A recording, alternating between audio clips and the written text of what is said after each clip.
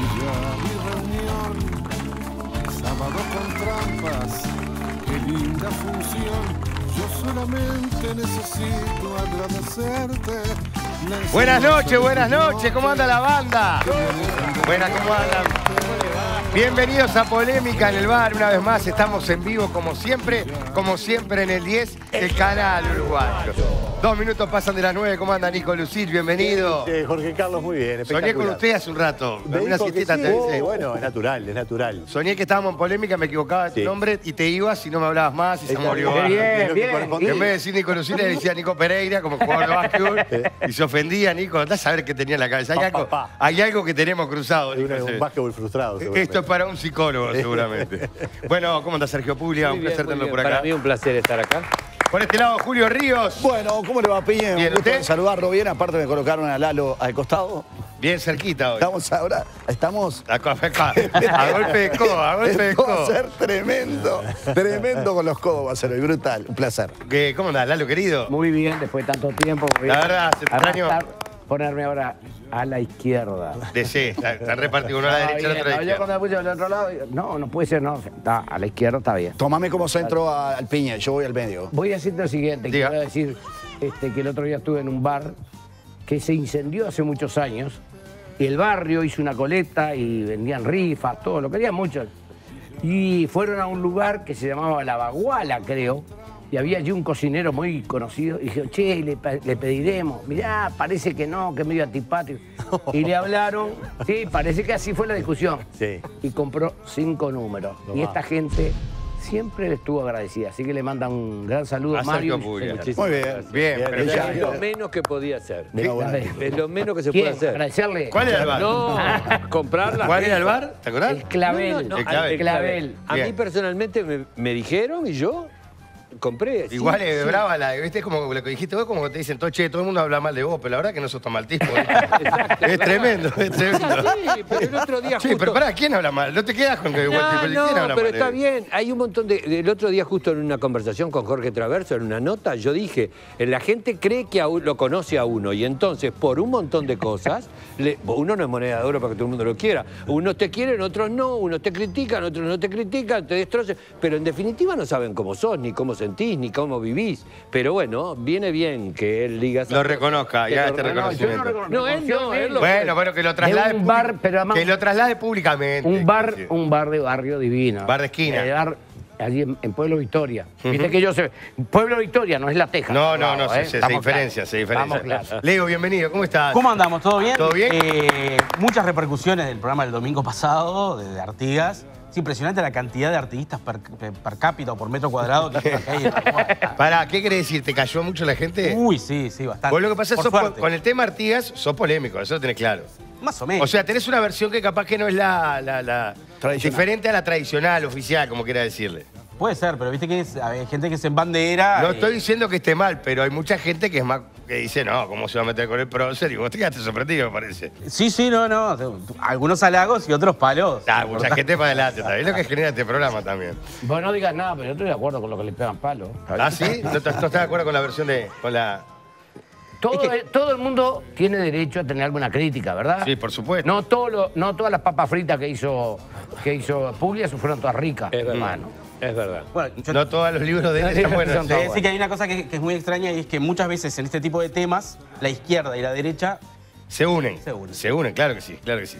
Bueno, hoy tenemos un programa especial. Quiero recibir a Nelson Fernández, hombre de la casa, amigo que nos está visitando. No por primera vez o sí, Nelson, ¿no? Sí, la primera vez. Primera vez en Polémica, bienvenido, Nelson. Muchas Aplauso gracias. para Nelson, vos. Muchas gracias. ¿Cómo andás, Nelson? Muy bien, muy bien. Muy bien con el equipo trabajando en este momento.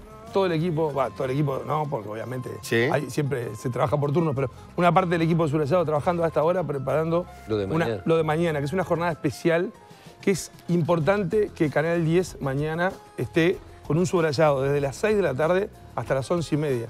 Hay que ver en cuántas ocasiones hizo un noticiero tan extenso. Y es un noticiero para ver en familia, para que los padres vean con sus hijos y que hablen y que reflexionen de un hecho trascendente, que es los 50 años del golpe de Estado, pero que se va a presentar desde el Palacio Legislativo y con todo lo que es la transmisión de Canal 10 como una jornada de reivindicación de la democracia. Bien. En donde vamos a tener, después hablaremos, ¿no? Pero donde vamos a tener testimonios que son impresionantes, realmente lo que transmiten. Bueno. 3 presidentes de la República, como son Julio María Sanguinetti, Luis Alberto Lacalle y José Mujica, con su visión de los hechos, de cómo vivieron, de qué se aprendió, y realmente en esos mensajes... Los 3 presidentes vivos post-democracia, aparte de la calle Pou, ¿no? Aparte de la calle Pou. O sea, lo que te quiero decir es que no son 3, son todos. Sí, son todos. Que está bueno eso, porque yo el otro día, por ejemplo, en un desayuno de búsqueda, estuvieron Sanguinetti y Mujica juntos. Sí. ¿No? Son esas cosas que a veces Sergio también las remarca, de esas cosas que tiene la democracia uruguaya que hay que cuidar, ¿no? Estamos hablando de 2 tipos que de alguna manera estaban enfrentados, o por lo menos en su visión política distanciados, pero que se retiraron juntos del Parlamento, son capaces de ir a un desayuno de búsqueda juntos, compartir y hablar de temas al mismo tiempo sin problema. Solo mirando para enfrente a Argentina, decís, esto es imposible. De hecho, Cristina no le pasó la banda a Macri, Bueno, ¿no? eso que decís, Piñe, que se dio en la Sala Magnolio, sí, también se dio en Buenos Aires. Sanguinetti y Mujica juntos a Buenos Aires. Los argentinos no lo podían creer. ¿Pero por qué? No es para golpearse el pecho, Uruguay.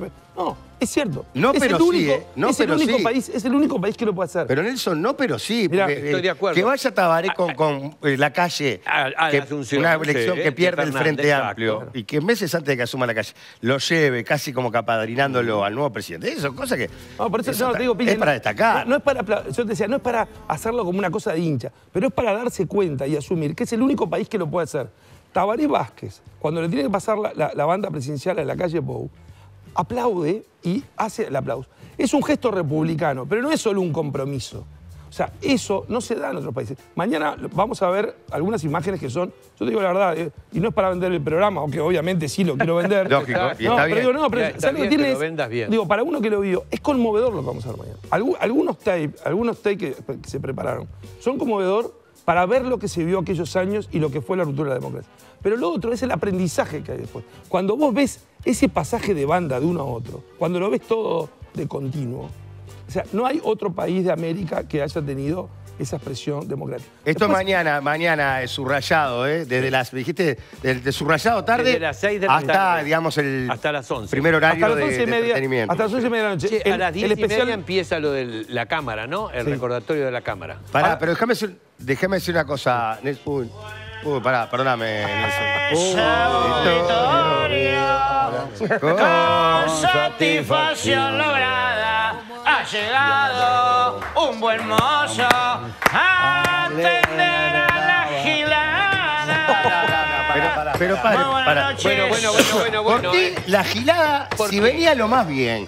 Lo más bien. Pará, tampoco es normal que entre el mozo cantando una murga. A mí me gusta, pero no es lo normal.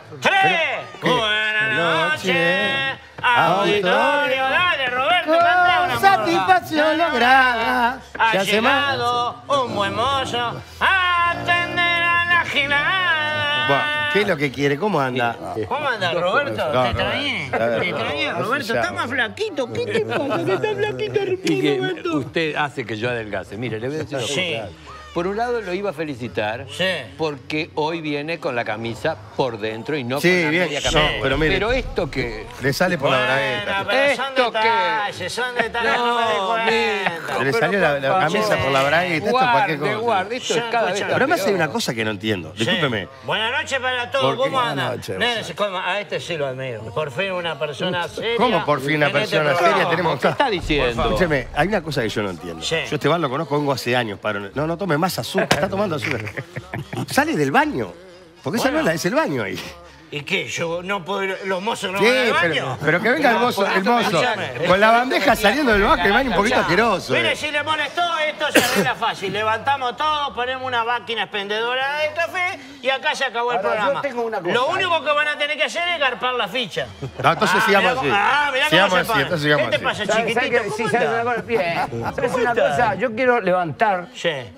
tu posición, para acá protestan. Yo me acuerdo hace muchos años, Sí. había una cantina, creo que era la del Toto Mirato, decía, los mozos cantan. Sí. Y acá Sí, canta el mozo es y verdad. protestan. Vos Hay que somos tener los razón. mozos de Tener en el No, fútbol. ¿cómo Sí, se bueno, ve pero que atender a la tenés- gilada. No, y Los además de años que cantar, tenés. escuchá, además de cantar también contamos chistes, los mozos, escuchá este. Me gusta, me gusta. Escuchá, mozo. Mozo contador de chistes suma. Sí, ese es bueno, ¿eh? Eso es bueno. Escuchá, Roberto, escuchá, a ver si te gusta, a ver si te reís. A ver, dale. Mozo, hay una mosca en mi sopa. La otra se la debe haber comido usted, porque había dos.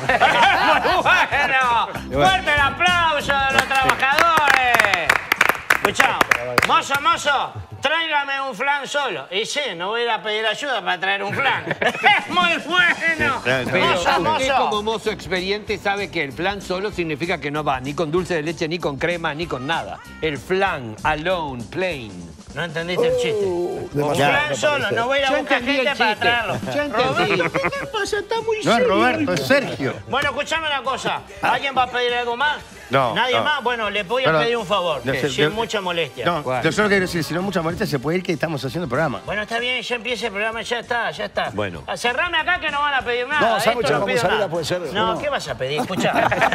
¿Qué te hace que pedir? ¿Me sacás una foto? Me gustaría. Puede ser. Una Si no, foto mucha con molestia. todo, sí, dale, saquemos una foto con todo, dale. No, José. no, con Saque, todo saque. no, con todo no. Una foto para mí solo. Para mi usted- grupo de WhatsApp. que yo le saque una foto a usted. Sí, acá. Lejos, así, solo. ¿Me sacás? Pero sí, le saco, escúchame, ahí está. Ahora después se la mando. Sacámela bien. Pero se la saqué bien, ¿qué quiere? Estamos en el medio del programa. Bueno, sacámela, que es para mi grupo de WhatsApp. Ahí está, le quedó bien. Le quedó Ahora bien. sí me voy. Váyase, Si gracias. cierro la 4, ¿alguien más va a pedir algo? Son ratas. todos. Basta. Cerrame que esto no piden nada. Bueno, Ahí está, cerramos. pasó el mozo de Polémica en el Bar. Bueno, no, pero de lo que estábamos hablando con Nelson, primero del programa que yo ya vi la promo y la verdad que invita a juntarse en familia, como decís vos, distintas generaciones a ver el programa sobre los 50 años del golpe. Pero lo que hablábamos recién de los gestos de los presidentes democráticos post-dictadura, me parece que es parte de un aprendizaje. Porque hoy vamos a estar haciendo un programa especial, no lo terminé de decir, de los 50 años del golpe. Y para arrancar me gustaría, ¿cómo estaban? ¿En qué estaban? Leo, creo que no estabas, ¿no? O cómo lo recuerdan o qué imagen tienen de ese Eras día, muy chico. aunque no Una de las cosas que, aunque no lo hayan vivido. ¿no? Claro, una de las cosas que yo pensaba antes de venir, cuando estaba bueno, de alguna manera repasando un poco mentalmente cuando venía en el auto qué es lo que iba a decir, yo decía, claro, yo creo que soy el único que no vivió la dictadura de alguna manera. No los quiero matar, ¿no? Pero yo nací en el 81. Por lo tanto, mis recuerdos no son de dictadura. Mis recuerdos son de democracia. Obviamente, crecí en una casa bastante politizada, o sea, de alguna manera se hablaba del tema y se hablaba de todas estas cosas. Obviamente que no tengo un recuerdo emotivo. Y eso, en realidad, yo siempre defiendo la idea Lo de que dijiste haber incluso el vivido programa algo, apartado. El pasado programa defendías eso, que a veces Claro. haberlo vivido lo tiene de subjetividad. muchas veces lo tiene de subjetividad y uno cuando dice, bueno, ¿qué fue la dictadura? Y de repente le pregunta a una persona inmersa en el medio rural y te dice, yo no vi nada. Exacto. Como Y lo eso es digo. verdad. ¿Te acordás que estuvo un diputado justamente de Cabildo Abierto Es que verdad, dijo yo claro. me eduqué y me crié en el medio del campo directamente? Perrone. Nunca me enteré, Perrone, nunca me enteré qué pasaba Exacto. con la dictadura. Pero por otro lado, de repente le preguntás a alguien que vivió momentos agitados con algún desaparecido en la familia, o no eso, o de alguna forma se enteró y vio de alguna forma siendo joven lo que sucedía, también es verdad. Entonces, el trabajo del historiador es generar esa memoria a través de las intersubjetividades. Porque uno no es mentiroso, ¿se entiende? Los dos tienen la razón, pero la intersubjetividad es cuando uno de alguna manera trata de encontrar la verdad, que es un camino. O sea, es un camino, no es el final de ese camino, porque la verdad como tal no existe, ¿no? Sino que de alguna manera uno va generando el relato, obviamente, a través de las vivencias de todos. En ese camino yo me siento un poquito más adelante que ustedes, en ese sentido. Con respeto lo digo, ¿no? Obviamente que hay muchos historiadores que vivieron la dictadura y la cuentan de una manera imparcial, que es lo que necesita un historiador. No ser objetivo, la objetividad no existe, sino ser imparcial. Pero de alguna manera creo que también es momento, y me parece que para eso estoy en esta mesa, de que también hablen aquellos que no la han vivido. Porque uno está cansado de que le digan, cállate si vos no lo viviste. Entonces no puedo hablar de la Guerra Grande, entonces no puedo hablar La del Segunda Imperio Guerra Romano. Mundial. Exacto, ¿no? Entonces me parece que el granito de arena que uno puede aportar en este programa es desde ese lado, no solo desde el lado historiográfico, sino también del lado de la no vivencia, justamente, que es otro tipo de memoria. ¿Y qué edad tenías en aquel momento? No, nació en el 81. O sea que en el 81. el cierre del golpe nada. tenía 3 años. Nada. Lalo sí. Lalo, incluso yo no sé si compartirlo acá porque capaz que...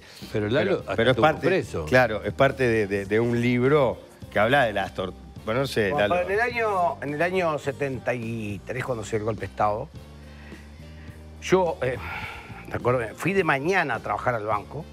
Ya la noche había sido, ¿verdad?, la de la... Fui a trabajar porque pagábamos, en la mañana, en el Banco República se pagaban las asignaciones familiares de la construcción, ¿tá? De los trabajadores de la construcción. Bueno, en ese momento estábamos... ¿Qué pasó? El tema era que... Tenías que se había caído, que habían disuelto las cámaras, pero todavía estaba todo. Entonces, el tema era, AEU, ¿qué información tenemos? ¿Cuándo se larga la huelga? Algunos decían, hay una huelga, otros no teníamos muy claro. Yo lo tengo totalmente porque me acuerdo qué hacíamos, qué sabíamos hacer. Es más, voy a decir algo cuando me dijeron, parece que ahora de tarde se resuelve ya la huelga con ocupación de los lugares de trabajo. ¿Qué se hizo? ¿Tá? ¿Pero qué hicimos? Nosotros. Y van a decirme, no tienen. Bueno, se venía la huelga, ahí sí, dijimos, papá, esto es bravo. Y no cobramos el sueldo, no habíamos cobrado. Vamos a tratar de... Y en aquel momento no se cobraba como es hoy día, que tenés todo... Claro. No, tenés que bajar los listados. Bueno, O cobrar ante la huelga, dijiste que... Apurar, claro. Y voy a decir por qué. Porque yo le cobré a 3 compañeros. ¿Está? ¿Cómo? Bueno, le cobré. 3 compañeros que no estaban, le cobré. A los 2 días... Esos compañeros nos quedamos a encontrar con ellos para entregarle el sueldo. Ya estábamos de huelga y ocupación y eso. Y en aquel momento, insisto, el clima de aquel momento no lo puedo recordar, no puedo transmitirle a un historiador. Mirá, yo sentía, estábamos en aquello y nos fuimos cerca del banco. Pero ya había miedo, sí. Sí, pero ya estábamos afuera del banco, ya estaban los milicos por todos lados, pero no sentíamos todavía eso que vino después. Y entonces estábamos ahí, nos encontramos los 3 o 4 más y de repente llega una de las famosas chanchitas, unas celestes, que le decía y se baja el médico y dice, usted, no, yo trabajo acá, el otro dijo profesor, el otro... policía, ¿no? Dijo, agarramos la CNT porque éramos todos de cada lugar. Y nos llevaron para la primera. Eso lo voy a decir porque es un día muy importante para mí. Fue el 30 de junio. Estábamos ahí, bueno, estaba así, la comisaría metía gente, el puerto ¿cómo es? Bueno, de donde fuera, a todos lados, ¿no? Y en la noche vino un policía, un milico, y dice, che, los bancarios, ¿quiénes son? Nosotros. Éramos 7, 8. Mañana los van a soltar. No se queden en la Ciudad Vieja porque se los llevan para el cilindro. ¿Está claro? Que el cilindro es el lugar donde pusieron preso político. Empezaron a llevar a todo el mundo, a todos preso político, a todo el mundo que agarraron del país. Por tanto, yo me empecé a quedar, igual me fui a buscar a Evo, a ver qué pasaba, no sé cuánto. Y casi me agarran de vuelta. Llegué a mi casa, mi padre casi me revienta, porque era mi cumpleaños el primero. ¿Qué edad tenías vos, Lalo? Cumplí 23. A mi edad. 23, un niño. Después seguimos y ahí se empezó a poner más bravo. Yo iba de mañana en bicicleta, todas las mañanas, a las 5:30 de la mañana, porque entraban los limpiadores. Yo había sido limpiador. Entonces era el referente de ellos. ¿Para qué? Para decir que la huelga seguía. Los limpiadores decían, vos levantan la huelga y nosotros qué hacemos. Vamos, te llevaban en cana.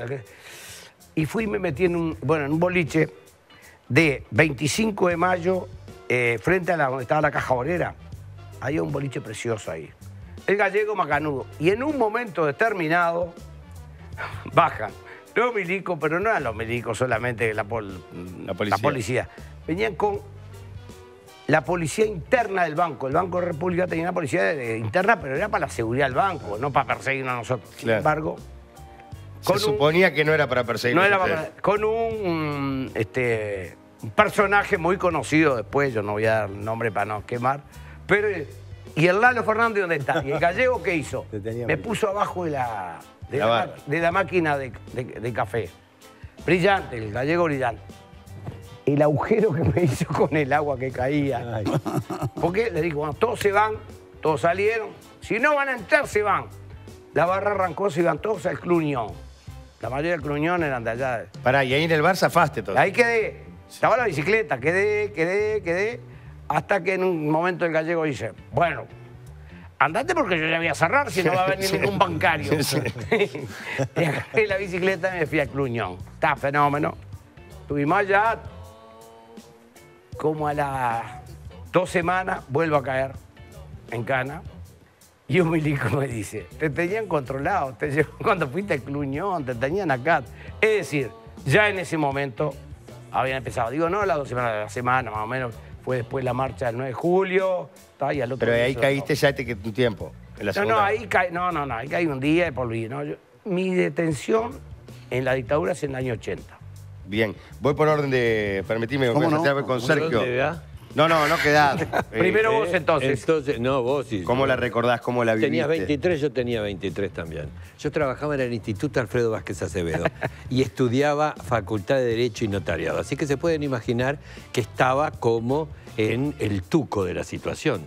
Porque todo lo que significaba la actividad gremial, todo lo que significaba la actividad estudiantil, todo lo que se venía viviendo desde hacía tiempo, es decir, la cosa era, estábamos ahí en el meollo de la cosa. Yo voy a decir mi sentimiento personal. Había un montón de gente, todos hablábamos. Desde febrero veníamos hablando de que la cosa se venía, que la cosa se venía, que se venía, que se venía, que se venía. Pero se venía, pero yo creo que muy pocos tomamos conciencia de que se venía con la acción furibunda con la que se venía. Exacto. Yo me acuerdo que ahora hace poco, hace unos años, conversando con Mariano sobre este tema, Mariano me decía, es decir, yo estaba con una gente que no eran todos arquitectos y no sé qué, no sé. Ahora en el libro de Sosa salió esa anécdota que me contó Mariano. Y entonces me decía, eso, Mariano Arana, la sensación que tenía la mayoría de la gente era que se venía, pero no sabíamos cómo, cuánto iba a durar, cómo iba a ser la cosa. Y la dureza de lo que se venía. Ahora, uno veía reacciones que eran muy fuertes de un lado y del otro, cómo las manifestaciones eran combatidas de la forma que eran combatidas. Así murió Liberarse y así todo lo que se ve, todo lo que había. Entonces, es decir, la situación era una situación complicada. Ahora, yo me acuerdo de una cosa que para mí fue fundamental. Estudiando Derecho, aplaudiendo y sintiéndome un demócrata, estando por todos los medios defendiendo el sistema en el que habíamos elegido vivir, yo sentí cuando escuché lo que fue la última sesión ante la disolución del Parlamento, me di cuenta que se caía una etapa de la historia, de nuestro país, de la institucionalidad, del sistema en el que habíamos elegido por voto popular vivir. Nico, Julio, no sé. No, yo nací en el 70, así que viví una infancia de dictadura. Seguro. Al golpe no me acuerdo de nada. ¿En qué año naciste, perdón? En el 70. Ah, claro. Entonces vas desarrollando tu infancia. No, tampoco tuve en mi familia, digamos, gente perseguida, por lo menos directamente. Sí me gustaría recordar a mi tío Diego Terracarve, que fue un militante por el voto verde en su momento, el marido de Inés Tananco, mi tía. Hombre muy cercano, más que amigo de Héctor Gutiérrez Ruiz, del TOA. Y la verdad es que uno va accediendo a los temas del golpe, de la historia, de por qué perdimos la democracia, que perdimos por tanto tiempo. Fue una dictadura muy larga. Muy larga. Yo con Nelson he hablado mucho de estos temas, durante muchos años, de toda la trayectoria periodística que tenemos. Y Nelson los ha trabajado mucho. Y siempre, como dice Leo, también es bueno recoger testimonios, componerse. ¿Sabés lo que a mí me surge? Yo trato, porque después yo viví con la adolescencia toda la reconstrucción democrática. Entonces hago mucho una suerte de, llamémosle, me sale la palabra juego, esto no es un juego, pero ponerme en el lugar de, yo tenía 18 años, bueno, ¿qué hubieras hecho? ¿Qué pasaba por la cabeza de un chiquilín de 18 años en el año 68? O en el 70. Porque Lalo cuenta los días de golpe, pero esto tuvo todo un deterioro previo impresionante, espantoso, pero también con muchas ilusiones, con mucha necesidad de cambio. Es decir, fue una época muy dura, la de los 60 e incluso antes, ¿no? Pero vos sabés que hay una Dame un segundito, Sergio, porque quiero habilitar a Julio antes de meternos ya en tema y por supuesto a Nelson para cerrar. No, yo voy la a vuelta en que estamos. tal vez entré una mirada diferente porque yo lo viví en el interior. y era muy chico. Recuerdo 3 cosas puntuales que, a ver, de alguna manera me marcaron el estado de situación. Mi familia, yo me crié con mi abuela era una mujer de campo, no era una familia politizada, esa es la verdadera historia. Y menos en el interior del país todavía en aquel momento. Entonces, algunas cosas que recuerdo, por ejemplo, y que me marcaron. Una, cuando comencé a ir al liceo, te paraban en la puerta y si vos tenías el pelo que te rozaba la camisa, no te dejaban entrar. O sea, ese era un hecho puntual. Entonces, todos teníamos que ir con el pelo bien cortito acá para que no rozara la camisa. El otro hecho que me marcó realmente fue que una compañera de clase, con toda su familia, se tuvieron que ir exiliados a Suecia. Entonces, era un golpe duro porque pasábamos de tarde en la casa de ellos. En los pueblos chicos se conoce todo el mundo. Entonces yo tenía un vínculo muy cercano. Eran de izquierda, obviamente, y se fueron exiliados a Suecia. Y después un hecho muy particular. Yo empecé a salir de mochilero de muy jovencito. Fíjate lo que es la inocencia de repente de los 15 años, ¿no? Y más de un tipo que vivía en el interior del país. Yo me fui a Rivera con el hijo de un coronel del ejército, en ese momento de la dictadura, y un hermano de un tupamaro. O sea, éramos 4. Otro era de Minas, eran 2 de Minas, uno hermano de un tupamaro, uno de Montevideo, que había comenzado a ir a Minas y no sé por qué tuvimos un vínculo ahí, pero no aquilatado. Me acuerdo que íbamos para Rivera, pasamos por Paso de los Toros, donde creo que ahí hay un regimiento, bueno, que te Paso de los Toros, ¿no? Más lindo. Bueno, correcto. Pasamos por ahí y comimos algo y seguimos de largo. Entonces, digo, sinceramente te tengo que confesar, no voy a venir a contar ninguna historia fantástica ni extraordinaria. Pero porque es un poco eso, te doy cuenta que ahí está. realmente no la vivió. Exactamente, en el interior era muy particular, ¿viste? Yo no sé si era porque mi familia realmente no era una familia... No estaba politizada. Exactamente, pero como te dije eso, te dije lo otro, ¿no? Digo, hubo no solamente una familia que se tuvo que ir a Suecia de Minas, se fueron varias familias exiliadas. Esta me costó mucho más porque dejé de ver de un día para el otro a alguien que era muy cercano para vos. Muy cercano y era un impacto en aquel momento, ¿no? Nelson, tu historia y... Mira, lo primero que me parece importante entender es, hay una cosa que es el golpe de Estado propio, lo que pasó ese día, y después la dictadura. O sea, cuando uno dice vivir en dictadura como es, no es vivir, es sufrir una dictadura. Y más allá de que las personas la puedan... Porque para mí, Nelson, una cosita, porque es importante, después de la que...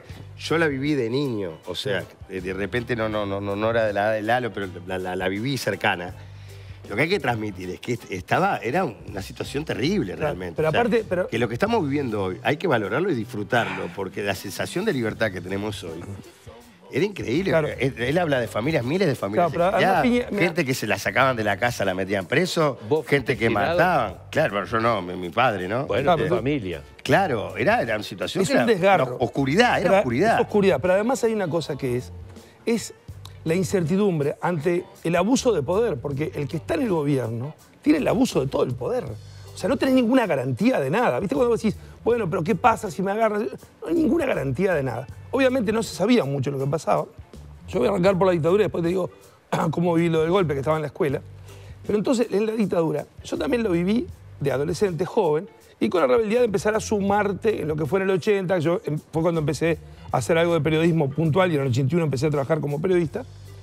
Y claro, yo lo vivía como joven en esa cosa que vos querías ir contra el represor, ir contra el...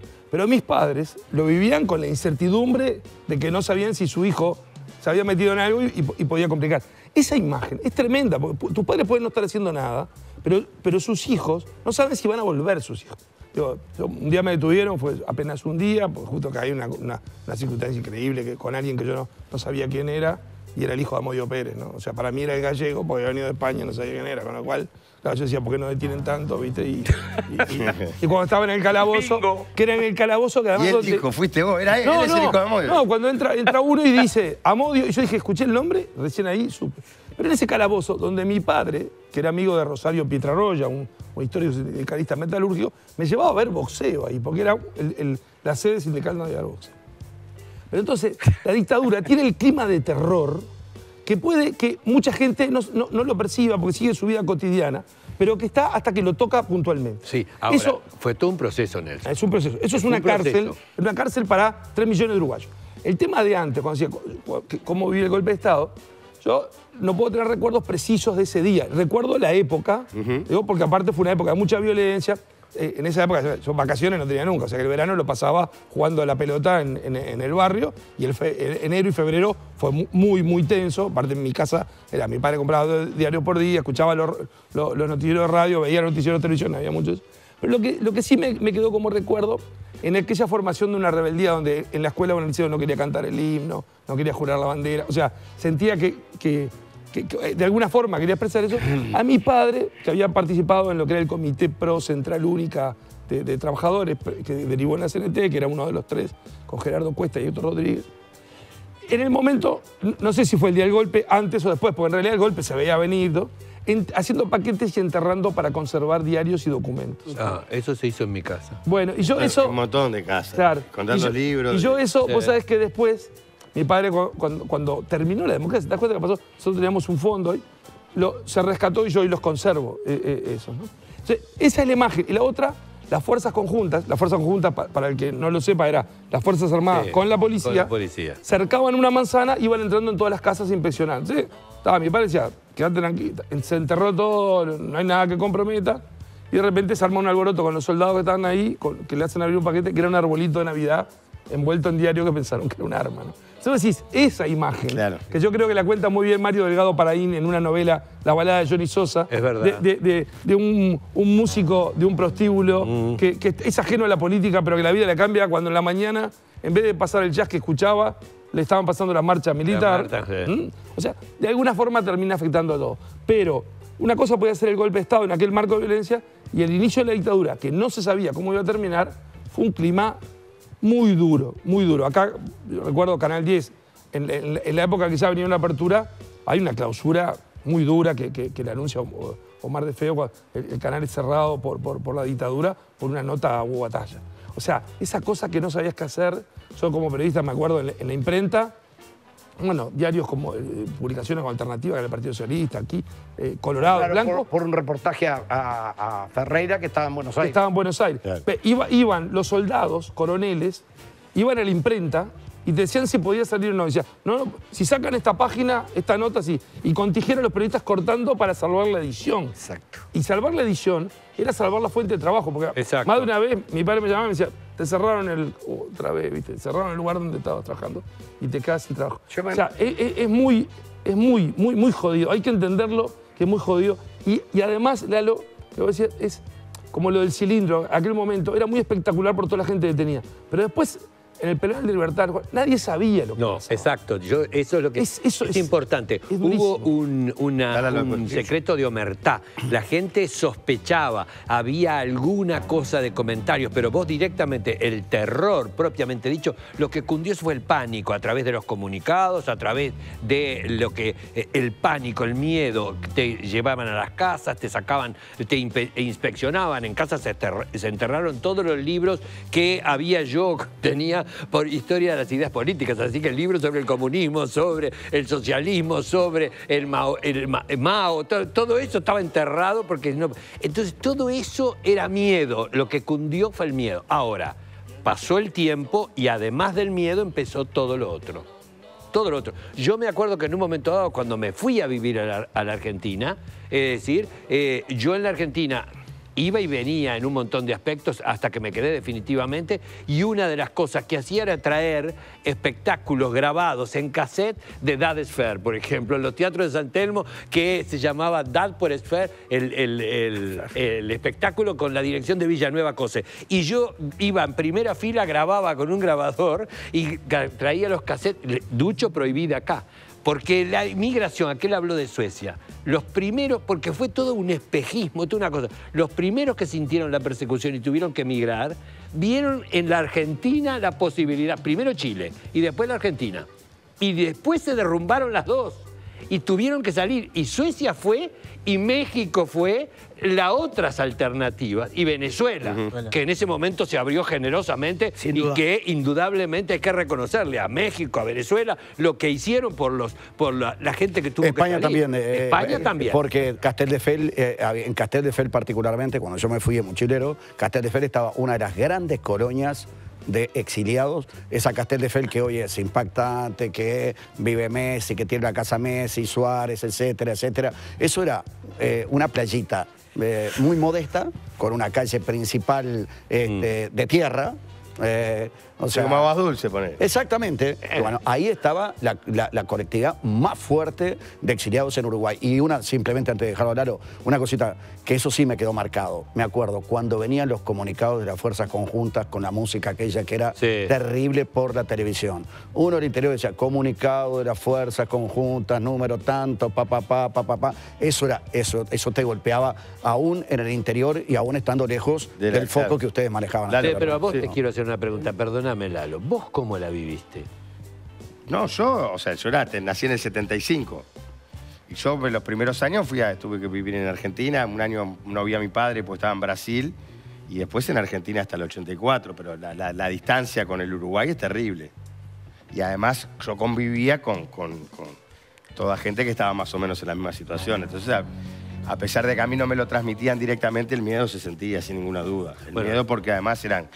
como decía mi viejo, los compañeros del partido que caían, los que caían presos, los que caían que no sabían dónde estaban. Y por más que aún lo trataban de blindar, la cosa se sentía, porque además estaban las pegatinas, porque más allá de lo que estábamos hablando ahora, de lo terrible, después está la valentía del pueblo que sale a pelearla, ¿no? O sea, con todas estas restricciones, con todas estas censuras, con todas estas persecuciones, se arma la huelga general, sigue la lucha desde el exterior, sigue la lucha desde Montevideo.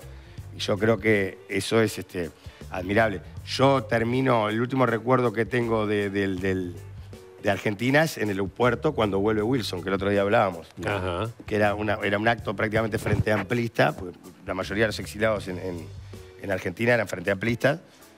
Y estaba Wilson hablando. O sea, para mí era una síntesis de lo que era ese momento. Acá no importaban las banderas. No. Estaba el líder más importante del Partido Nacional y su público era... Es que 90% frente Wilson a era un personaje muy, pero muy peligroso para la dictadura. Muy peligroso. De hecho, muchos de los periodistas que terminaron presos, 10 días, no sé qué, era por haber escrito cosas sobre Wilson. También está ahí que en parte de la dictadura había muchos que habían votado, de aquellos militares golpistas que habían votado a Wilson. Seguro. Entonces, era una situación complicada. Muy particular. Yo lo que me gustaría, yo dije, ¿qué fue el 27? Dije, el 27 de junio, ¿tá? Marcando el día que hizo las cámaras, donde Wilson, Gutiérrez Ruiz, ya se había ido Erro, ¿verdad? Erro estaba en Argentina, porque recordemos, mientras que acá se da el golpe de Estado en la Argentina, venía Perón. Seguro. Que asumía Cámpora. Claro. Erro había ido a la asunción de Cámpora. Exacto. Entonces, pero yo quiero decir lo siguiente, en el año 68, 1968, los bancarios oficiales se opusieron a la congelación de salarios que decretó Pacheco Areco, ¿verdad? Y Pacheco Areco militarizó a los bancarios. Es decir, empezamos de antes con los temas, ¿verdad? Era de precios y salarios, ¿no? De precios y salarios. Sí, pero los salarios. No, digo, pero... Sí, pero anda a mirar la cosa, mirá todo eso. Sí. Después te lo explica. No te calientes con Leo. No, porque después la historia escriben cualquier cosa. No, pero lo que dice Lalo, obviamente eso fue un golpe muy duro a los trabajadores, pero la congelación fue de todo y la inflación pasó de 183 a nada. Bueno, después rebotó porque demostró que esa medida era la una falsedad. represión, que es lo importante. Te llevan a los cuarteles. Bueno, al otro día de lo que vos estás diciendo, comienza el país a estar bajo un estado de... En el 68 empezamos ahí. Digo, para verte viene toda una cuestión. Los trabajadores de UTE, que estuvieron todos en plantones. Y me parece que una cantidad de gente lo debe recordar, y yo con esto no estoy queriendo forzar en ningún aspecto, pero es un hecho histórico que estuvo al mando de esa militarización, estaba el general Sereni. Al mando de esa militarización estaba el presidente de la República, Jorge Pacheco Areco. Después, ¿qué militares estaban? Sí, en la región 1 estaba Sereni, que renunció como consecuencia de eso. Entonces, poner que estaba Sereni me parece que es una cosa muy pequeña. La región 1 era Montevideo. Sí, claro. Ahora, los bancarios fuimos presos en todo el país. Pero Lalo, independientemente que estuviera Sereni, es decir, era una verticalidad. Sereni era un profesional del tema. Es lo que dije. Por favor. Él renunció, era un hombre del Partido Colorado, renunció. Renunció después del episodio. Renunció. La renuncia, no quiero ser malo, pero la renuncia de Sereni no dice nada sobre eso. No, pero es eso, no importa. No dice nada. No importa. La historia dirá otra cosa, pero los hechos fueron... No, pero la renuncia, la he leído la renuncia de Sereni, no, sí, no habla bueno, sobre la está bien. de los bancarios. Entonces, habla sobre el tema llegamos, inmobiliario. ahora después seguimos todo el proceso y siguió un proceso que se fue agudizando. Y en el 27 de junio, ahí se da el golpe de Estado, y yo por eso dije, ese día estábamos todos, pero a los pocos días matan 2 estudiantes, Preve y Medina, se da la movilización en 18 de julio, fue impresionante, fue todo el mundo, de ahí van y se llevan a Sereñi y la cúpula del Frente Amplio, sobre todo los militares en Cana. En el 71. 73. 73. Después del golpe. 9 de julio. Después del golpe. 9 de julio. Es decir, y comienza todo, entonces donde dice, empezamos a sentir el miedo de lo que era ese momento. Empiezan la musiquita, ¿no? Los comunicados. Tal cual. Tal. La intervención de la enseñanza. Sin duda. Por favor. Pero además quiero decir, a ver, pero ya gobernó con déjame la Junta de última, Seguridad, la última Pacheco. nada más, la última. Cuando le da el golpe de Estado, no ilegalizan al Frente Amplio. No ilegalizan. Ilegalizan la CNT. Seguro. La Central de Trabajadores. Piden la captura de todos los dirigentes sindicales. Por eso seguramente el papá de Nelson, que estaba en la UNRWA, estaría muy nervioso. Porque fueran llevando a todos que los llevaban al cilindro. En la FOL. En la FOL de Lana. Ah, la FOL. Bueno. Fue ahí, eso fue además uno dice, ¿y a dónde? Ilegalizan los sindicatos en realidad. En realidad no es los sindicatos, sino la central y van algunos sindicatos. Después podemos ver qué va pasando con algunos sindicatos. Disculpa, una cosa cortita. Sí, porque la dictadura tenía esas cosas. Los dictadores tienen esa cosa del abuso del poder, pero también del ridículo, ¿no?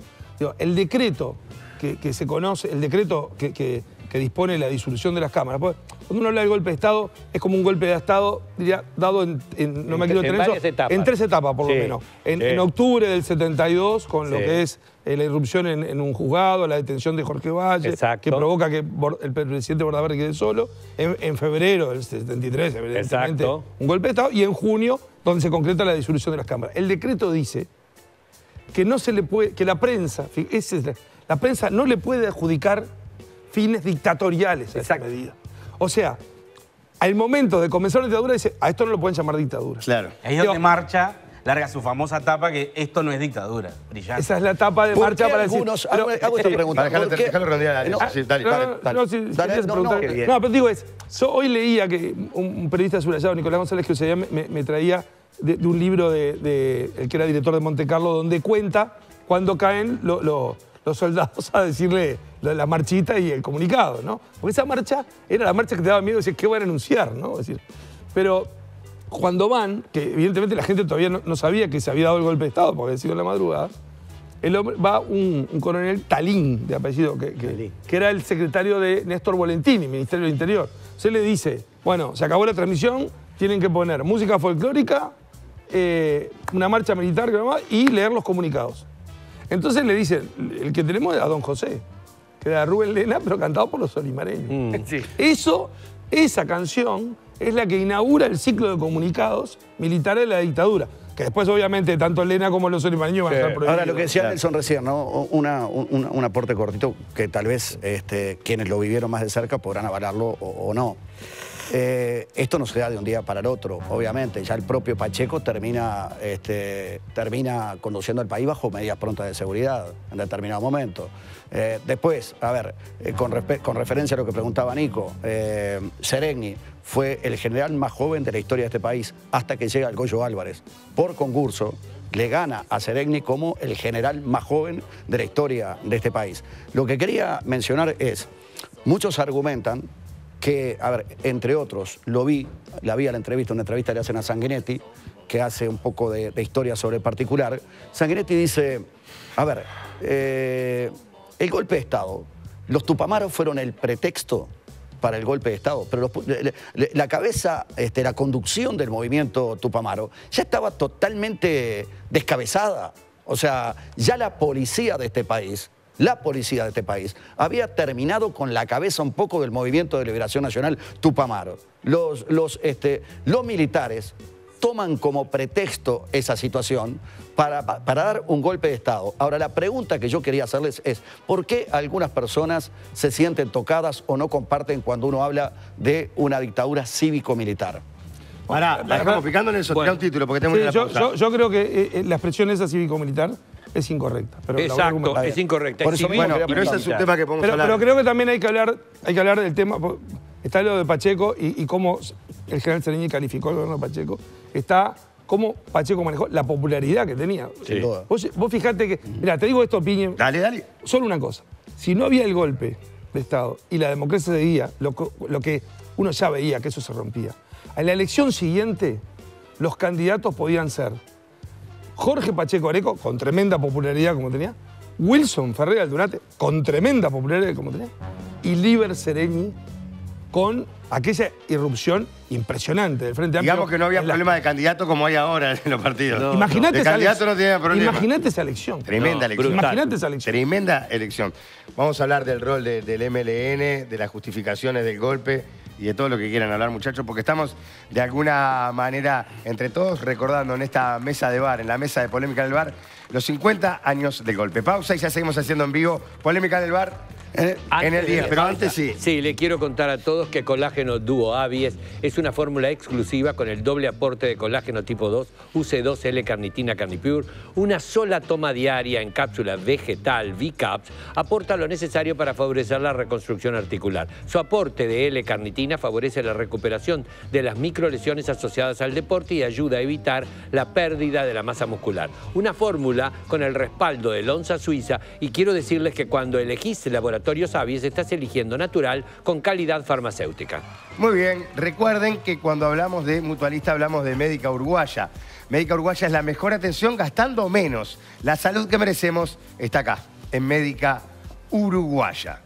Bueno, lo que decíamos, tiraste el tema del MLN, si está bien llamarle una dictadura cívico-militar. Algo adelantó Nelson que no está bien para vos lo del cívico-militar. Ahora lo explicamos. ¿Quién la apoyó? ¿Quién no la apoyó? ¿Cómo se desarrolló? ¿Cómo terminó? Tenemos un montón de cosas para hablar en esta noche de recuerdo o de recordando los 50 años del golpe aquí en Polémica del Bar. En vivo en el 10, el canal Uruguayo. Ya seguimos. ¿Cuál es la tuya? La tuya es la que te da el sabor y aroma de verdad. Yerba compuesta Biomate Cannabis. Hacé la tuya. La fe, la humedad. Queso rallado artesano es queso. Lácteos Pipos, de excelente calidad. Bolsas para residuos, herradura, más resistentes. Queso para sándwich, Lover, amantes del queso. Industria Uruguaya. Tienda Mía, del mundo a tu puerta. Aprovecha hasta 50% off en Columbia, Tommy y las mejores marcas del mundo con envío gratis.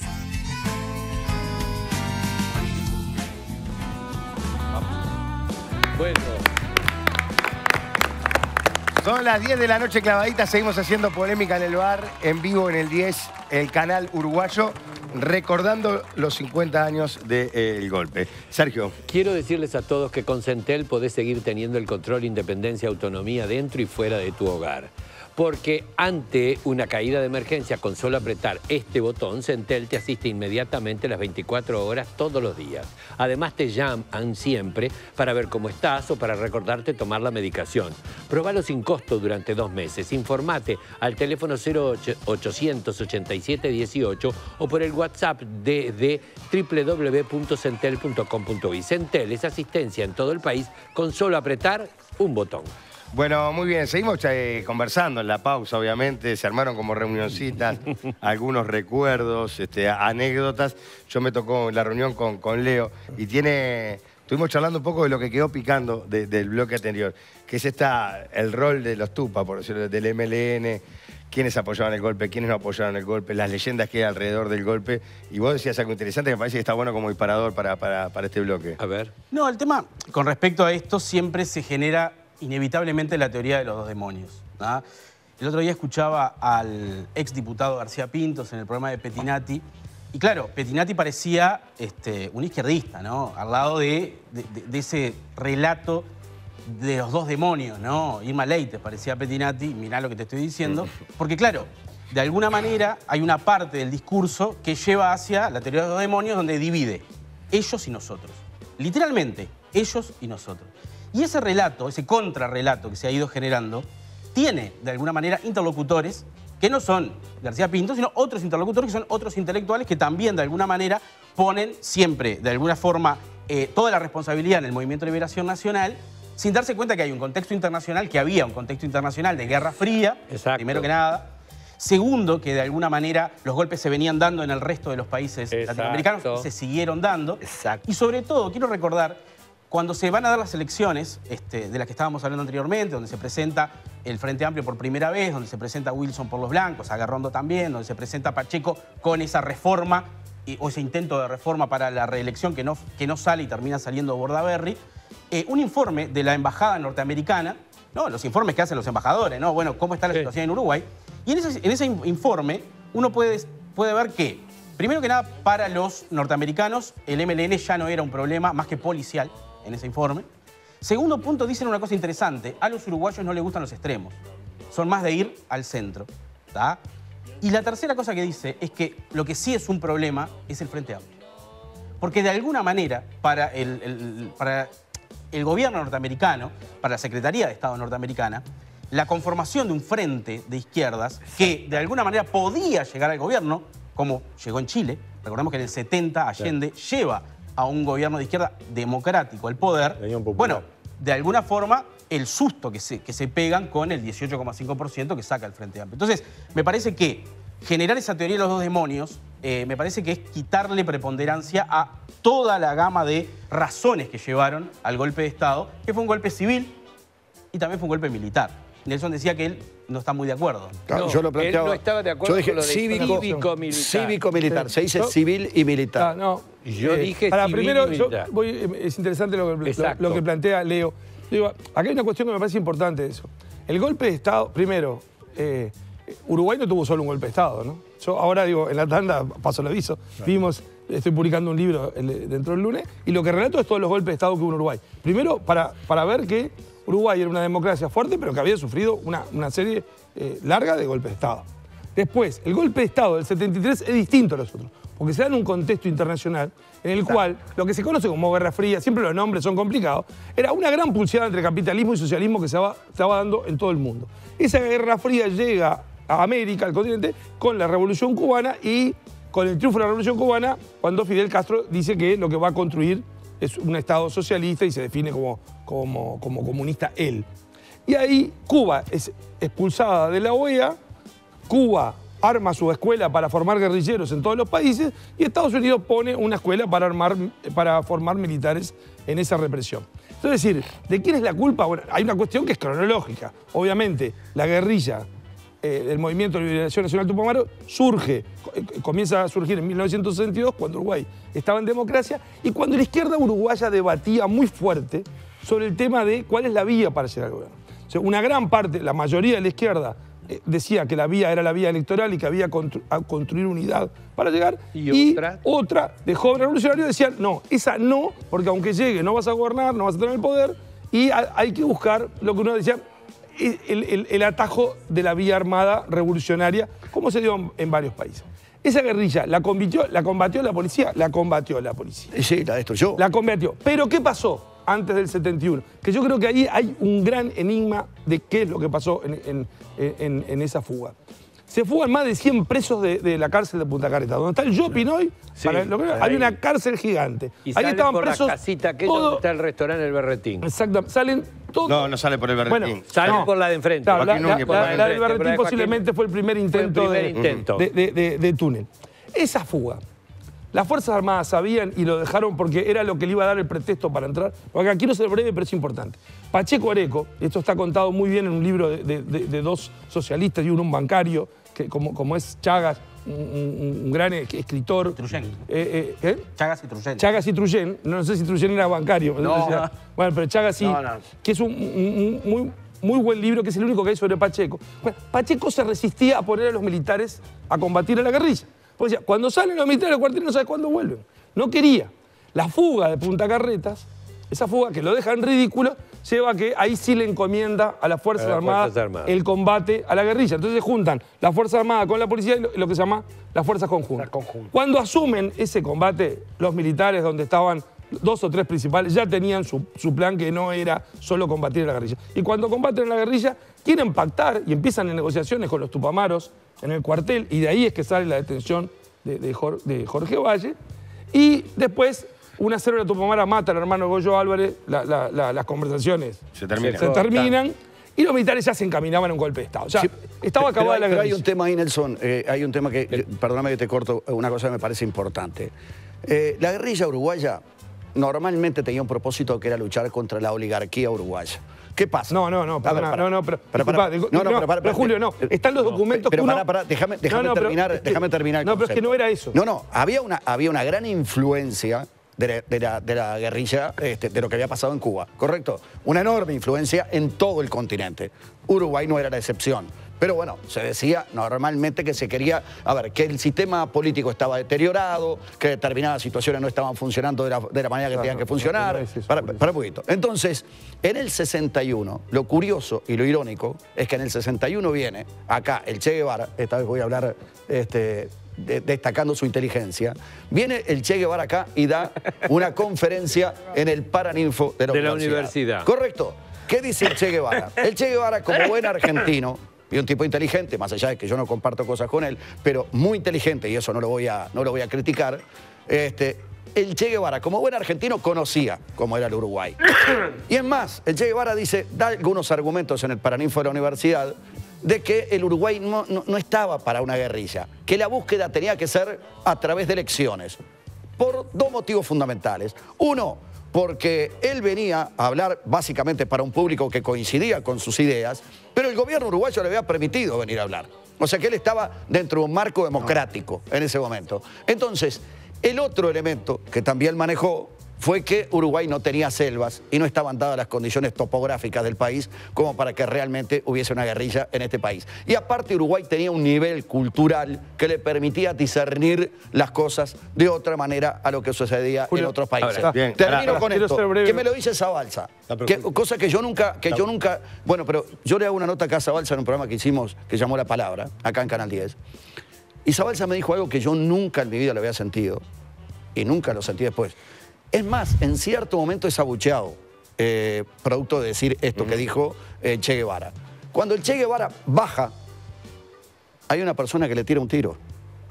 Yo nunca lo sentía esto. Pero ese tiro mató a Arbelio Ramírez. Correcto. Claro. Correcto. Pero muchos lo niegan a eso, increíblemente. ¿Cómo lo van a negar? No, no, Julio, yo una cuestión. Sí, vos estabas desarrollando algo. Lo de Che Guevara es muy importante ese discurso. Es raro ese discurso, porque va en contra de lo que él piensa, ¿no? Lo que él pensaba era claro. En contra de lo que él piensa y lo que él hace. Claro, no, pero aparte... muere en eso en Bolivia, justamente guerrilla, cooperando con la guerrilla. Es cierto, es contundente. Él le dice, este no es un país. ¿Por qué lo dice? Yo siempre me pregunté por qué. Porque eso iba contra su pensamiento. Creo que cuando toma mate con Aedo, el hombre Aedo era un gran embaucador y lo convenció. Algo, no sé, es muy difícil entenderlo porque iba en contra. Pero el nacimiento del MLN, tú decías, contra la oligarquía. No, están los documentos que se pueden leer hoy en el sitio web del MLN Tupamaros. ¿No? Están todos los documentos. Están todos los documentos donde está la gran influencia de Eleuterio Fernández Huidobro, que es el gran escritor pero los documentos de aquella época. No de ahora, de aquella época. Exacto. Y todos los documentos muestran que ellos formaron un movimiento guerrillero para hacer una revolución que instalara en el país un modelo social. Sí, social. Eso está hoy lo podés leer todos esos documentos. O sea, y donde dice todos los objetivos, está todo... Con una influencia cubana incuestionable. Sí. No, pero eso no lo podemos negar. Y con entrenamiento, La Habana, como todas las guerrillas se entrenan. Discúlpame. No, pero quería terminar porque si no quedaba hoy. Entonces, ese es el origen, obviamente, y un origen de una violencia que a la gente lo preocupó y que llevó a que la popularidad de Pacheco era fuerte porque la economía era un desbarajuste increíble. Bueno, ¿no? O sea, la popularidad de Pacheco era porque era el hombre de la mano firme contra la violencia de la guerrilla. Ahora, termino con esto. Cuando hablaban yo estoy en contra de la expresión proceso cívico-militar. Y esto lo dije en el ejército y lo dije con alumnos de posgrado del ejército que ellos manejaban eso. Fundamenten ¿Por qué es proceso cívico-militar? Creo que eso fue una expresión que se quiso dar la dictadura para edulcorar lo que era. Pero el mando y el poder lo tuvieron siempre los militares. O sea, a partir de febrero del 73, en Uruguay los que mandaron son los militares. Había un presidente, Bordaberry, no mandaba. Y la prueba es esto. ¿Saben cómo cae Bordaberry? ¿Lo echan? ¿Renuncia? ¿Cómo cae Bordaberry? Y cae porque es más papista que el Papa. Está. Pretende llevar adelante, de alguna manera, una especie de Estado corporativo, el Estado español de Franco. Y los militares terminan siendo más democráticos que Bordaberry. Entonces, cuando se llega la discusión de lo que plantea Bordaberry, ni lo echan, ni le hacen firmar la renuncia, llaman a otro. Exacto. O sea, no, es como que dijera, hay dos presidentes, llaman a otro, que es Alberto de Micheli, y lo nombran presidente. Dicen, bueno, ahora... ¿Y qué le dicen? Tienen que proscribir a los partidos, firme este decreto. No, no firmo. Ah, bueno, nombran a otro, a Aparicio Méndez. O sea, el poder, a partir del golpe, estuvo siempre en los militares. ¿Que había civiles cómplices? Esa es la historia. Es otra cuestión. Eso en todos los gobiernos militares hubo. Eso es fundamental. La complicidad en una dictadura, me parece buenísimo lo que ha dicho Nelson, es muy dura además porque la complicidad... Quiero tener mucho cuidado en lo que digo, pero todas las personas con visión democrática que tuvieron que igual vivir en dictadura y transar, que es una palabra, fue muy duro. Es un revoltijo de estómago permanente, pero vos tenés que seguir dando clase. O sea, gente con convicción democrática y la dictadura, y eso creo que es interesante lo que Nelson trae a colación, porque hace poco hubo un directivo del centro militar que fue una dicta blanda, abonando que la dictadura uruguaya, por alguna otra razón, tuvo actos de violencia menores que la Argentina. Claro, la Argentina, el desmadre seguramente fue, si uno puede decir, más violento. Pero fue larguísima y fue durísima. Fue larga la dictadura uruguaya. Ahora, cuando yo comentaba al principio del programa, bueno, en eso de ¿qué pasó? ¿Qué le pasó? Que Uruguay, más allá de que tuvo varios golpes de Estado, este fue el más terrible y la dictadura más larga. ¿Qué pasó? A mí un tema muy importante que Leo aportó y el aporte de Lalo, porque en eso de los dos demonios y de todo lo que fue la significación del movimiento Tupamaro, por lo menos para mí, por eso yo sigo siendo un ávido lector y periodista en el sentido de preguntarle a los protagonistas o preguntarle a los que conocieron protagonistas. Toda la peripecia del movimiento sindical y de la caída social del Uruguay seguramente fue mucho más importante que el tema de los Tupamaros y la represión militar. Sin duda. Pero quedó en un lugar de la historia donde está siendo poco significativo. Y hablo del sindicalismo con todos sus aspectos, porque la acción sindical era una acción dura, era una acción de reivindicación. Ahora, yo estuve pensando algunas cosas. El tema, ¿por qué perdimos la democracia? ¿Y por qué es importante ahora estar atentos a los signos que nos pueden estar alejándonos de la democracia? Y ahí, obviamente que hay un tema clave que es la caída económica, la caída de la economía uruguaya, de los años 50 hasta los años 70, pero ya en los 60 era realmente una caída permanente, un declive, como le puso de nombre el economista Gabriel Odone a uno de sus libros, una caída permanente que obviamente generaba un estado social muy grave. Perdimos la moneda. Uruguay tenía una moneda fuerte y la perdimos en aquel proceso, antes de la dictadura, y de alguna manera hasta hoy estamos todavía por recuperar una moneda más vigorosa porque buena parte de los uruguayos ahorran en dólares. La utopía revolucionaria, sin duda que fue muy significativa, pero quiero abundar un poquito más, porque a la izquierda democrática la llevaba un dilema terrible. Lo que decían eso es verdad, y yo no estuve, pero me lo contaron, y me lo contaron varias veces. Había un dilema permanente en los comités del Frente Amplio. ¿Vamos a las elecciones o esto es la revolución y acompañar al movimiento Tupamaro? Era un dilema terrible, pero además, si vos vas a la vida revolucionaria, quiero tener mucho cuidado, lo positivo era configurar las condiciones para la revolución. Que si iba a haber revolución, que venga cuanto antes. Pero mirá, déjame un título. Lo último que no puedo dejar de decir. Una política clientelar, un deterioro de los partidos políticos tradicionales que conducían al Uruguay, de política clientelar. Había que tener tarjeta para conseguir teléfono, trabajo y todo. Era un deterioro social. Eso me parece que es una tercera pata que no nos podemos olvidar, porque también explica la falta de recursos que hubo en la materia política y que después la democracia se fue, porque ahí voy al otro tema que es muy polémico. ¿Quién salió a defender la democracia? ¿Cómo? ¿Cuánto y por qué? Pero el punto ahí, simplemente un tema técnico. Todos quieren hablar. Claro, ahí nos vamos de alguna forma a lo que fue la crisis del modelo ISI, la crisis del novallismo, que fue generando un deterioro económico ¿Y si que querés tiene... llamar, Leo? ¿Y si? Industrialización por sustitución de importación. Ahí está, claro. Ese modelo proteccionista que cae, pero cae de una manera estrepitosa, no ayuda al gobierno blanco que liberaliza y abre la economía de una manera bestial, y eso es mucho peor para el sistema, y genera una crisis social que Germán Rama planteaba como que es la crisis de la sociedad hiperintegrada. Uruguay tenía una sociedad hiperintegrada, que es, coloquialmente, era la del almacenero, el hijo del almacenero sentado al lado del hijo del gerente del banco. Esa sociedad hiperintegrada empieza a destruirse y ahí es el principio del fin, pero ya a largo plazo y ya haciéndolo sin banderías políticas, tratando de entenderlo económicamente, socialmente, culturalmente, y eso va llevando obviamente a un deterioro que también es un deterioro del espíritu democrático. Tengo a Lalo, tengo a Sergio, tengo a Nelson, de todos. Lalo. ¿Tengo que pagarte algo? No, pero más o menos estoy tratando de llegar a un orden porque todos tienen cosas para decir. Creo que todos tenemos y calculo que todos tienen cosas importantes. Yo quiero decir lo siguiente.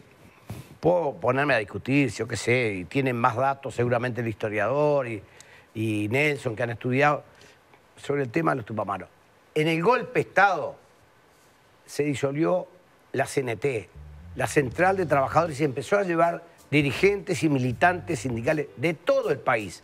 Aunque, como bien dice Julio, quizás en el interior no se hablara tanto, se llevó en todos lados. Me acuerdo en Cerro Largo, siempre contaban los compañeros, fue impresionante que los llamaron a los propios militares. Vos aflojen que se están llevando a todo el mundo.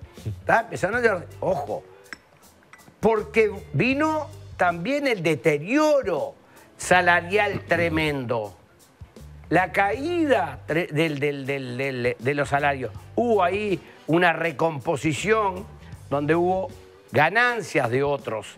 Yo quiero decir fundamentalmente, hay que tener en cuenta que en toda esa caída que hablamos del ISIS y yo qué sé cuánto, en los años 70 también hay una crisis bancaria que nos hunde, ¿verdad? Banco Mercantil, Banco Popular, Banco de Cobranza, que pagamos todos. En los 60. El 65. 70. Sí. Por favor, 60 es el Banco Transatlántico, estimado. Sí. Vos no hayas nacido. La crisis grande es la del 65, ¿no? La más grande. En el 70 también, cuando los pairanos... los pairanos ahí no corren. El ministro era Peirano. Era Peirano. Y el Banco Mercantil, Banco de Cobranza. Que se cuenta, que no se sabe si es verdad, que Pacheco lo citó en su despacho a Peirano y le dio una paliza. Va. Entonces... Era boxeador, ¿no? Pero vamos a la cosa. Por tanto, las políticas económicas también empiezan a estar dirigidas, armadas desde la doctrina de la seguridad nacional que se maneja en toda América Latina por parte de los Estados Unidos o de sus organismos. Que hay que tenerlos en cuenta, porque además no es que lo diga Lalo Fernández, un izquierdista. Ya está escrito por todos lados. Y ahora están... dejamos una cosita de lo que dice Lalo, en todos lados, perdóname. En todos lados están los documentos. Por tanto, no podemos entrar a decir, no, pero fue esto además. Porque además, ese ataque, cada vez que fuimos entrando cada vez más en dictadura y donde fue cada vez más el terror, porque no olvidemos que también se dijo en su momento que más de 50.000 uruguayos pasamos por las cárceles. Unos con mayor ataque o no, mayor tiempo o no, pero todo el mundo, y todos pasábamos con terror, como dice Nelson. En la casa de él pasaban con terror por el papá, en otra casa por el hermano, por el papá, por mucho, todos pasábamos. La dictadura se fue profundizando terriblemente contra el conjunto del pueblo. Por un lado, los militares, sin duda, y también civiles que se aprovecharon de su momento. ¿Por qué déjame decir una cosa. Para mí una cosita bien cortita que dice Lalo que hay que remarcar. Porque creo que mucha gente tiene la confusión de que todos los presos políticos o exiliados eran tupamaros. No es así. Y eso no es así. No es así. Cuando se habla, bueno, estaban presos porque estaban en guerra. La mayoría, ni siquiera los comunistas. La mayoría de los presos políticos y exiliados del Uruguay eran o sindicalistas, o maestros, o gremialistas, o militantes políticos. Piñe, perdona, la amnistía del 85. Déjame decirte, porque me parece que esa es otra de las confusiones que hay. Sí. Que los presos que estaban en libertad eran todos tupamaros porque estaban presos porque habían robado un banco, habían matado. La gran mayoría no habían hecho, nunca habían tocado un arma. Piñe, acá hay dos cosas. Cuando se da la amnistía en marzo del 85, se diferencia. Los presos políticos eran los presos por pensar distinto, por integrar un partido que no era del agrado del GOL, por ser sindicalista. Y se diferencia con los guerrilleros que habían cometido delitos penales de secuestros, robos, asesinatos, atentados. Entonces, en la ley se separa. Pero yo digo en la leyenda popular. La leyenda popular, la leyenda popular. Entiendo que eso está. Ahora, mira, yo digo, Sergio, habla y después. Lo que yo quiero decir es que no perdamos como contexto, es decir, qué era lo que estábamos viviendo en las décadas de los 60 y cuáles fueron parte de las causas para llegar al golpe de Estado. Hay un proceso histórico, social, económico y político. Y eso es muy importante a tener en cuenta. No podemos hablar solamente del movimiento Tupamaro. El movimiento, nosotros somos, América Latina toda, el laboratorio de lo que fue la Guerra Fría. El enfrentamiento entre las ideologías de izquierda, la URSS, y directamente lo que era el pensamiento de los Estados Unidos. Metido en el medio con esa frutilla maravillosa y rosa que fue la Revolución Cubana, que fue un éxito y se transformó en un atractivo desde el punto de vista de, bueno, vamos a comparar qué es lo que pasa con una cosa y la otra. Cuando el aeropuerto de La Habana decía primer territorio libre de América Latina, era una cosa, todo el mundo, era una cosa de insuflar lo que era, eso es democracia, eso es el reconocimiento de todo un montón de cosas. Hay que ir país. Pero hay una cosa también que es importante. Es decir, el deterioro de la América Latina fue, primero, un deterioro económico, que significa que eso significa que hay un montón de sindicatos fuertes que salen entonces a protestar. Eso significa desestabilización desde el punto de vista del orden económico y social. Por otro lado, el advenimiento de la guerrilla, que cree que directamente puede, a través de la fuerza, modificar y organizar una revolución para tomar el poder, y que esa guerrilla fomenta desde todo punto de vista la intranquilidad, el miedo, la sorpresa y la reacción policial del gobierno para reprimir lo que fueron los secuestros, la cárcel del pueblo, todo lo que vivimos, la bomba en el coso de Carrasco, en el bowling. Todo eso era despertarse todos los días con una situación que era extrema. Y la extrema vino entonces en la represión. Si a eso le sumás que el orden político, porque a mí no me gusta llamar clase política, el orden político empieza desde todo punto de vista también a perder parte del prestigio. ¿Por qué? Porque hay una falta de reacción inmediata a un montón de reclamos que la gente necesitaba de alguna forma, y el clientelismo del que él habla, y la situación económica, y los tupamaros, era un cóctel molotov que indudablemente tarde o temprano todos los caminos llevaban a que los militares, con la cabeza y los lineamientos de afuera, vinieran a tomar el poder. No solamente eso, eso nos...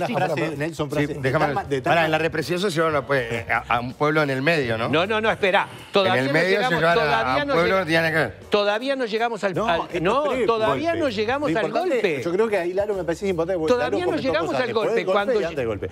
Ahora, pero espera, llegamos al golpe. Iba a terminar mal, como dice Sergio, que cuando lanzan los militares de la comunidad 4 y 7, el dilema ya estaba asumido que el proceso democrático republicano tradicional se acababa. El tema era si venía una revolución de izquierda o una cosa y hubo o militares de la peruana. Y hubo fracciones de la izquierda que apoyaron pensando que tenían una orientación, es decir, totalmente positiva y progresista. Pero hay otra cosa que yo quiero decir. Y vamos con Nelson porque cuando viene el golpe de Estado, empieza el golpe de Estado y empieza la persecución política, sindical, todo un montón de cosas, estudiantil, y además de todo eso empieza lo que es el terrorismo de Estado, que son cosas diferentes. Y además el pulpo de la dictadura, la gente que primero se sintió perseguida, corrió hacia la Argentina con la esperanza de Cámpora y después la llegada de Perón, y se arma todo lo que pasa en la Argentina, se van con el éxito y el ganar las elecciones Allende. Yo tuve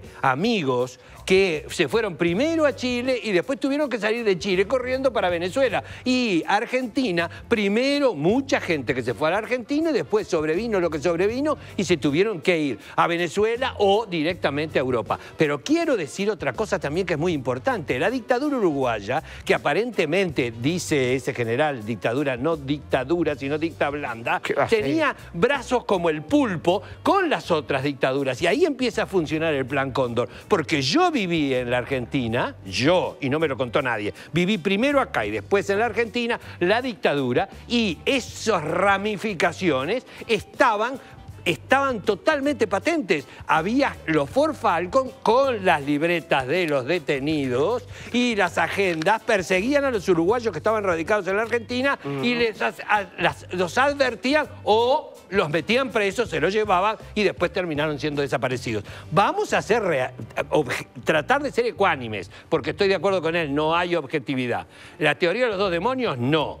No hay teoría de los demonios. Hay un montón de causas que llevaron a un desenlace y después hubo un desmadre. No solamente en nuestro país, sino en América Latina. Nelson. Bueno, un PNT y 3 puntos cortitos. ¿Un PNT? Un PNT, porque, bien, porque Nico hablaba de acá los que comunicados. soy yo y Sergio, te aviso. Porque los comunicados 4 y 7. Yo siempre pregunto, ¿y cuál es el 5 o el 6? O sea, en el libro mío, que sale la semana que viene, pongo del 1 al 10 a todos los comunicados. Están los dos que faltan ahí. No, del 1 al 10. Del 1 al 10. El 5 y el 6, ¿dónde están? Después le vamos a cobrar la publicidad. Claro, por lo menos para que te lo regalen. Mira, un comentario sobre... Todo eso, lo que se dijo es cierto y es importante entender todo ese contexto. De la economía. Ahora, no hubo un golpe de Estado porque la economía venía mal, no hubo un golpe de Estado porque... No, pero fue... No, está bien, yo digo el golpe de Estado en Uruguay fue una réplica de los golpes de Estado que se dieron en América Latina.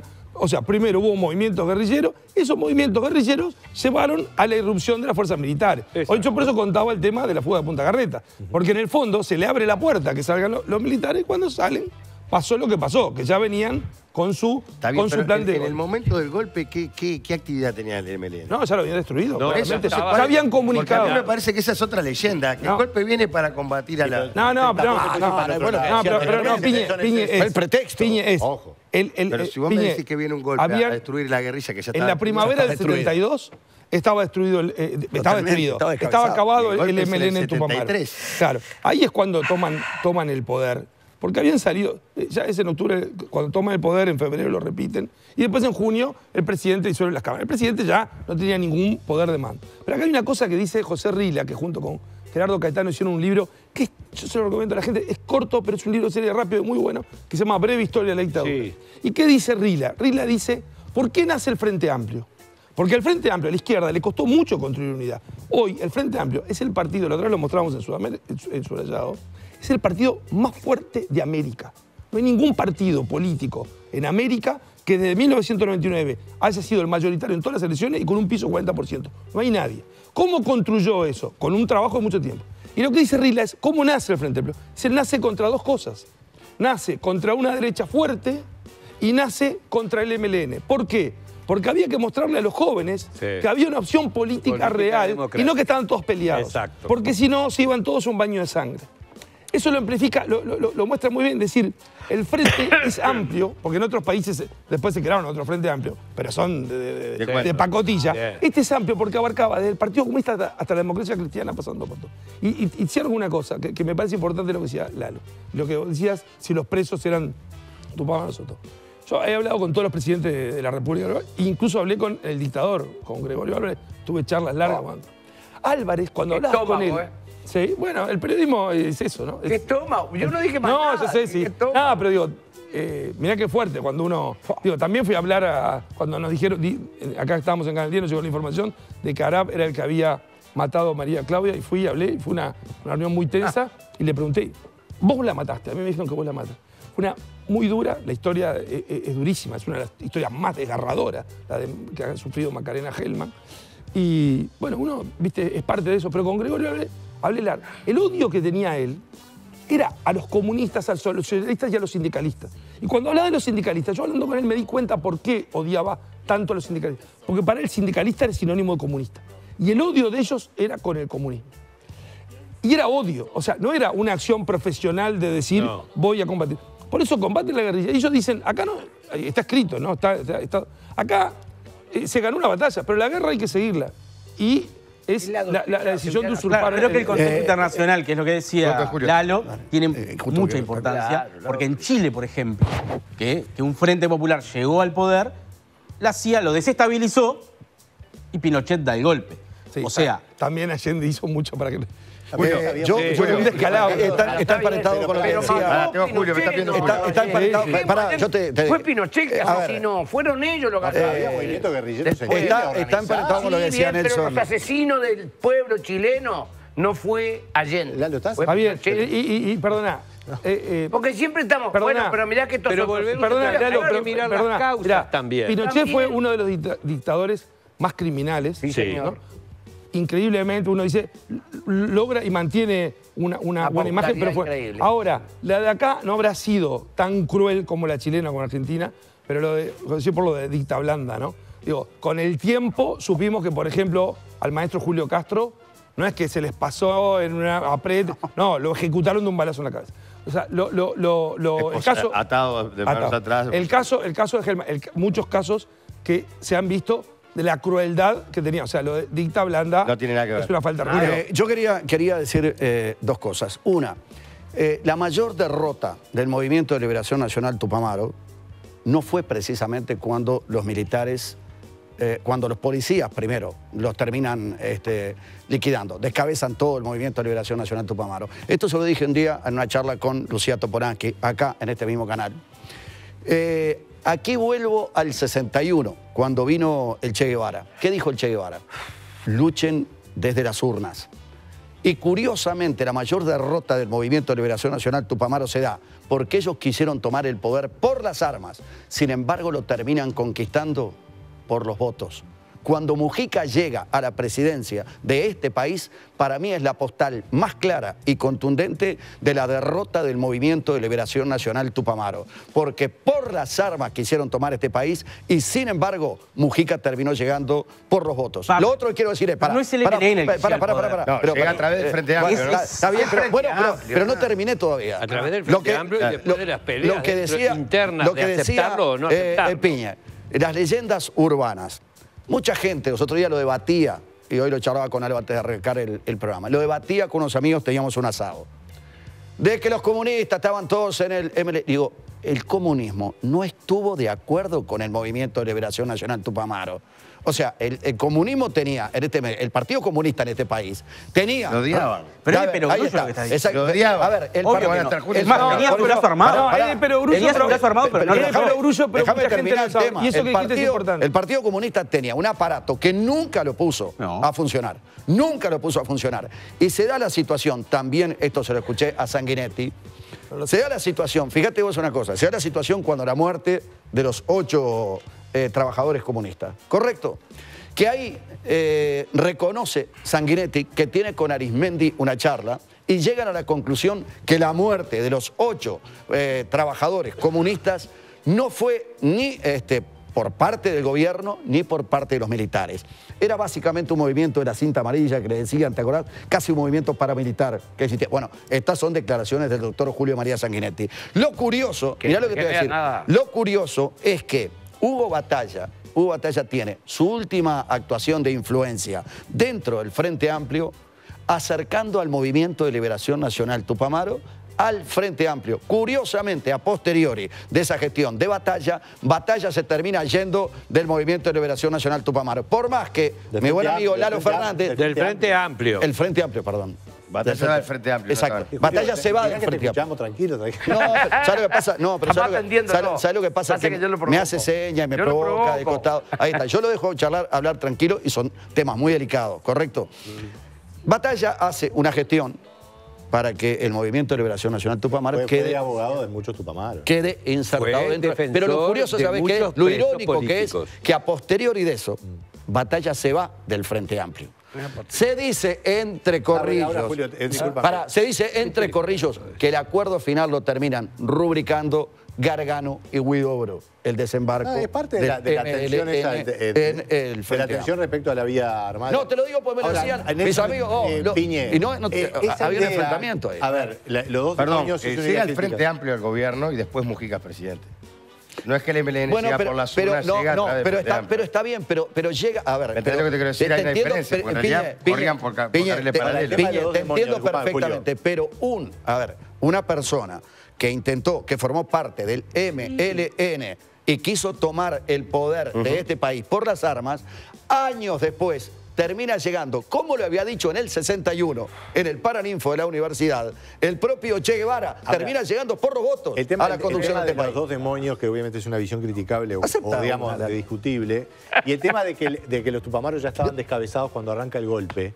Ojo, puede ser engañoso. Cuando asume Bordaberry, empiezan los comunicados militares. En lo que era la democracia, por lo pronto que todavía en su formalidad, ya los militares tenían influencia política muy definida y muy explícita.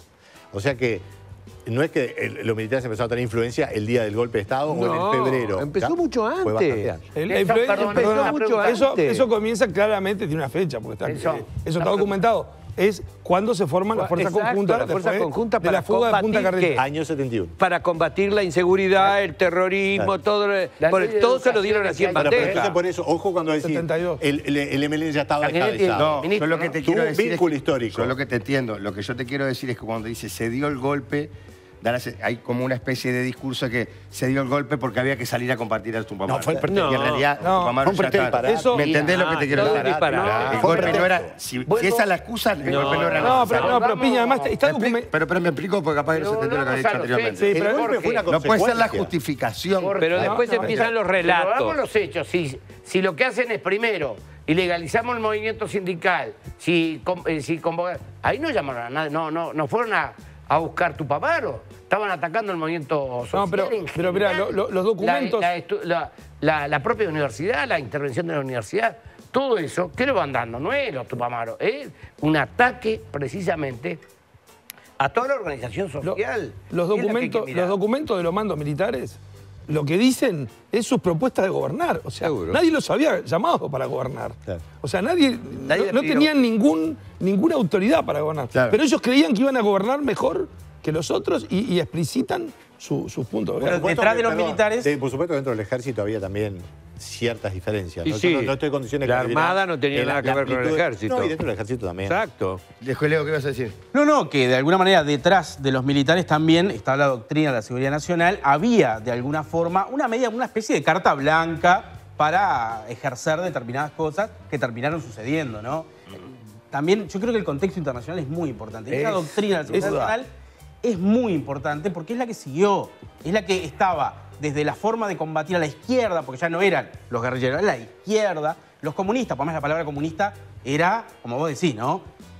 Y después la palabra Wilson. Son dos palabras que la dictadura detestaba. Pero lo pasa que Wilson en especial, porque no te olvides que Wilson sobrevive, logra sobrevivir a la persecución, a la búsqueda para asesinarlo, no sé qué, y se transforma en el denunciante y la bandera en contra de la dictadura en Estados Unidos, con Edward Kennedy, en Inglaterra, en Europa, y concita el apoyo de un montón de gente y es en contra de la dictadura. Y Wilson entonces se transformó en una de las búsquedas para hay que matarlo, a este hay que destruirlo. Wilson Ferreira les provocaba a los militares una alergia que los sacaba de las casillas. Algunos políticos también, ¿no? Algunos políticos también que le impidieron llegar al poder, ¿no? ¿Algunos políticos? Algunos políticos también. Algunos políticos también que le impidieron llegar a ser presidente de este país, digo. ¿A Wilson Ferreira? Sí. Wilson también que Wilson generaba también en algunos políticos eso que vos decís que generaba con los militares, porque en definitiva a Wilson le impidieron llegar a la presidencia de este país, ¿no? Con el acuerdo famoso. Yo quiero... es discutible. ¿Vos pensás que Wilson no hubiese sido presidente de este país? Pero robaba. Es muy... No sé, es muy difícil saberlo. No sé, es muy difícil saberlo. Hay una cuestión cuando ustedes pero dentro de la leyenda popular... No, él decía... Pero porque los militares tenían esa relación con Wilson. Yo creo, es importante aclararlo, lo que dice Julio es la salida democrática es negociada y en la negociación no puede ser ni candidato Sereni ni candidato Wilson. Pero estamos hablando del medio del golpe de Estado y de todo lo que fue el golpe de Estado contra el país. Yo creo que hay que ir ahí. Y voy a decir una cosa, porque hoy dijeron ustedes, y está bien, los militares, Gregorio Conrado Álvarez odiaba a todo, o se odiaba al mismo, yo qué sé. Pero también tenemos muchas cosas para analizar. Ustedes que la estudian, la muerte de Trabal, que fue que era el hombre de la inteligencia en el Uruguay. Acuérdense, cuando el Senado decide ir a hablar a la región militar número 1, los recibe Trabal, y ahí iba un senador que era muy inteligente, seguramente yo discrepaba por todos lados con él, pero era muy inteligente. Dardo Ortiz. Claro, el escribano Dardo Ortiz, y le graba a quién estaba ahí. ¿Quién era el que estaba ahí? Amodio Pérez. ¿Está? Que tratan de decir, no, acá no estamos maltratando a los presos políticos. Pero yo lo que quiero decir es marcar que hubieron civiles que pesaron mucho.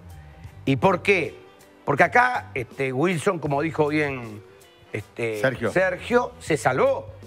Se salvó apenas. ¿tá? Cuando fueron a buscar a Selmar y al Toba. ¿Verdad? Que se llamó Juan Carlos Blanco, que fue el ministro de Relaciones Exteriores.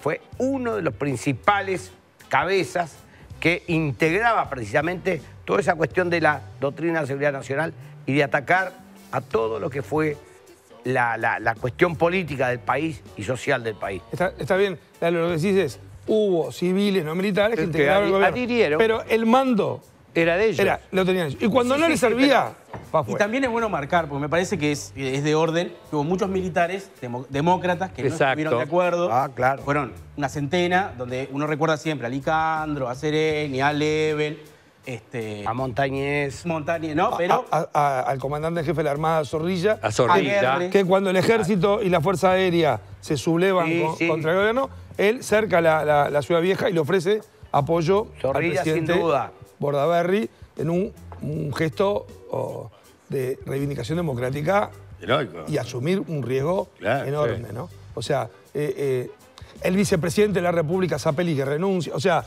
los que renuncian, hay muchos gestos.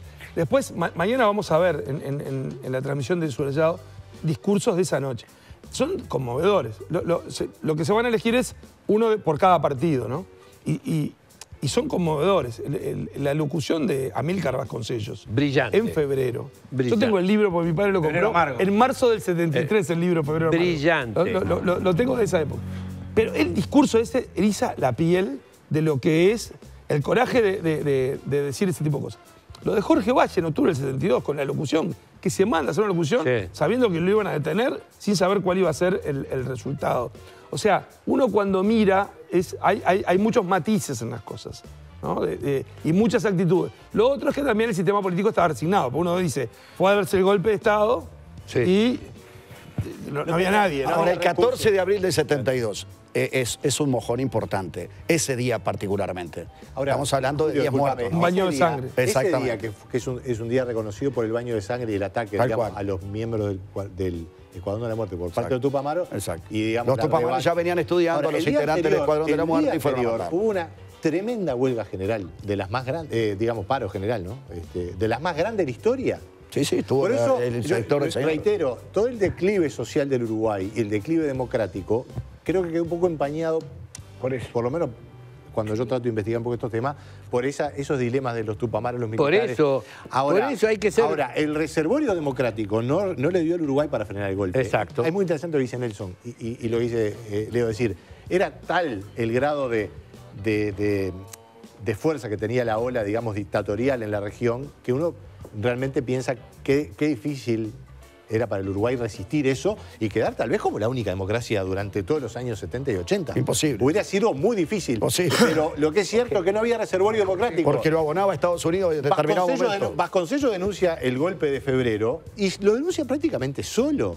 Por el lado de la izquierda, peco de ser esquemático, pero había una expectativa peruanista. Por el lado de los partidos el esquema de la izquierda es mucho, sí, está siendo muy simplista. Claro, hay muchas cosas. Popular, alguno. Bueno, buenísimo, Leo, tal cual. Pero digo, no había pero son muchos, Leo, ¿no? Hay un libro, el libro de Alfonso Leza, El pecado original, muestra con testimonio, porque aparte están los diarios que en la biblioteca del Palacio se cortaron esas páginas para que no se puedan ver, ¿no? Increíble. Pero muy cortito para mostrar. Bien cortito. Bien cortito, que había de un civil. ¿Recuerdan Astra? Aquella... La pesquera. En La Paloma. Sí. Bien, en un momento estaba cerrada. Astra la integraba capitales uruguayos con capitales que habían venido de Dinamarca, del Estado. Ya estábamos en democracia y viene un señor de Dinamarca que había sido primer ministro, bueno, había sido dirigente sindical para discutir, bueno, a ver qué pasaba. Ya estaba cerrada. Y tenemos una reunión con Pepe de Lía y señor y el señor Aznares, porque Astra era Aznares Strauch. Y cuando estamos ahí hablando, entonces Aznares pedía para poner más plata y este dirigente le dice, dígame una cosa, ¿usted integró la dictadura? ¿Cómo? ¿Usted no fue ministro de la dictadura? Sí, fue. podrá entender que un demócrata como yo, defensor de la democracia, jamás me voy a asociar con ustedes. Por tanto, vamos a romper toda la sociedad que teníamos. La pelota. Bueno, quiero contarles que SEM celebra 40 años y lo festeja con un evento exclusivo para socios. Invita a socios, escuchá bien, y un acompañante al recital de Jaime Ross. Las entradas están disponibles a partir del 12 de junio a las 14:30. A las 14:30 tenés que estar ahí, porque imagínate, para ver Jaime. www.sem.com.uy y es hasta agotar localidades. No te pierdas esta oportunidad única de disfrutar junto a SEM. SEM, 40 años cuidando lo que más querés. Mirá. Con el seguro de asistencia en viajes de SEM, con el respaldo de Universal Assistance, solo pensá en disfrutar. Solicítalo hoy al 2711-0101. Ahí estábamos viendo entonces, recuerden, el SEM presenta a Jaime Ross en un show único y exclusivo para socios. Esto es en el Antel Arena el próximo 5 de julio. Así que estén atentos para anotarse enseguida porque es hasta agotar localidades. Acordate que si sos socio de La Española, ahora en Audical tenés muchos más beneficios. Comprando tus audífonos en Audical, te damos un 10% de descuento, 12 cuotas sin recargo con tarjeta de crédito, limpieza gratis durante 2 años y las pilas van de regalo durante 4 años. Agenda tu consulta gratis al 18899 en nuestras 20 clínicas de todo el país. Audical, tiene sentido que nos elijas. Ahí estamos viendo todos los beneficios. Impresionante. 4 años con las pilas gratis. ¿Qué te parece, Sergio? Ponente. Y ahí estamos viendo a la señora. A mí me parece fantástico. Bueno, muy bien. Vamos a leer que... Espero no necesitarlas. No, Sergio, yo te tengo la fe barra. Aparte, ¿sabes qué mejor? Capaz que no nos tenés que escuchar nosotros. Bueno, muy bien. Señoras, señores, pausa. Y ya seguimos en este programa especial de Polémica en el Bar en vivo aquí en el 10, el canal Uruguay. ¿Sabés qué tomar si te duele la cabeza? Sí, ACF 500. Nuevo ACF 500 paracetamol. Alivio para vos y para tu estómago. Bodega Baldi presenta la auténtica grapamiel artesanal H. Baldi.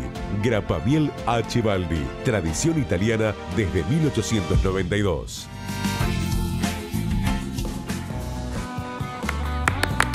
Bien, 58 minutos pasan de las 10 de la noche. De a poquito vamos a ir cerrando el programa con un cierre musical de Alvarito Navia, que lo tenemos por acá. Buenas noches. Que ya se lo voy recomendando. Leo, querido, para el cierre. Bueno, para el cierre es, obviamente, nunca más terrorismo de Estado y que aparezcan los desaparecidos. Ese tiene que ser, de alguna manera, el faro que nos guíe a todos los uruguayos. Bien.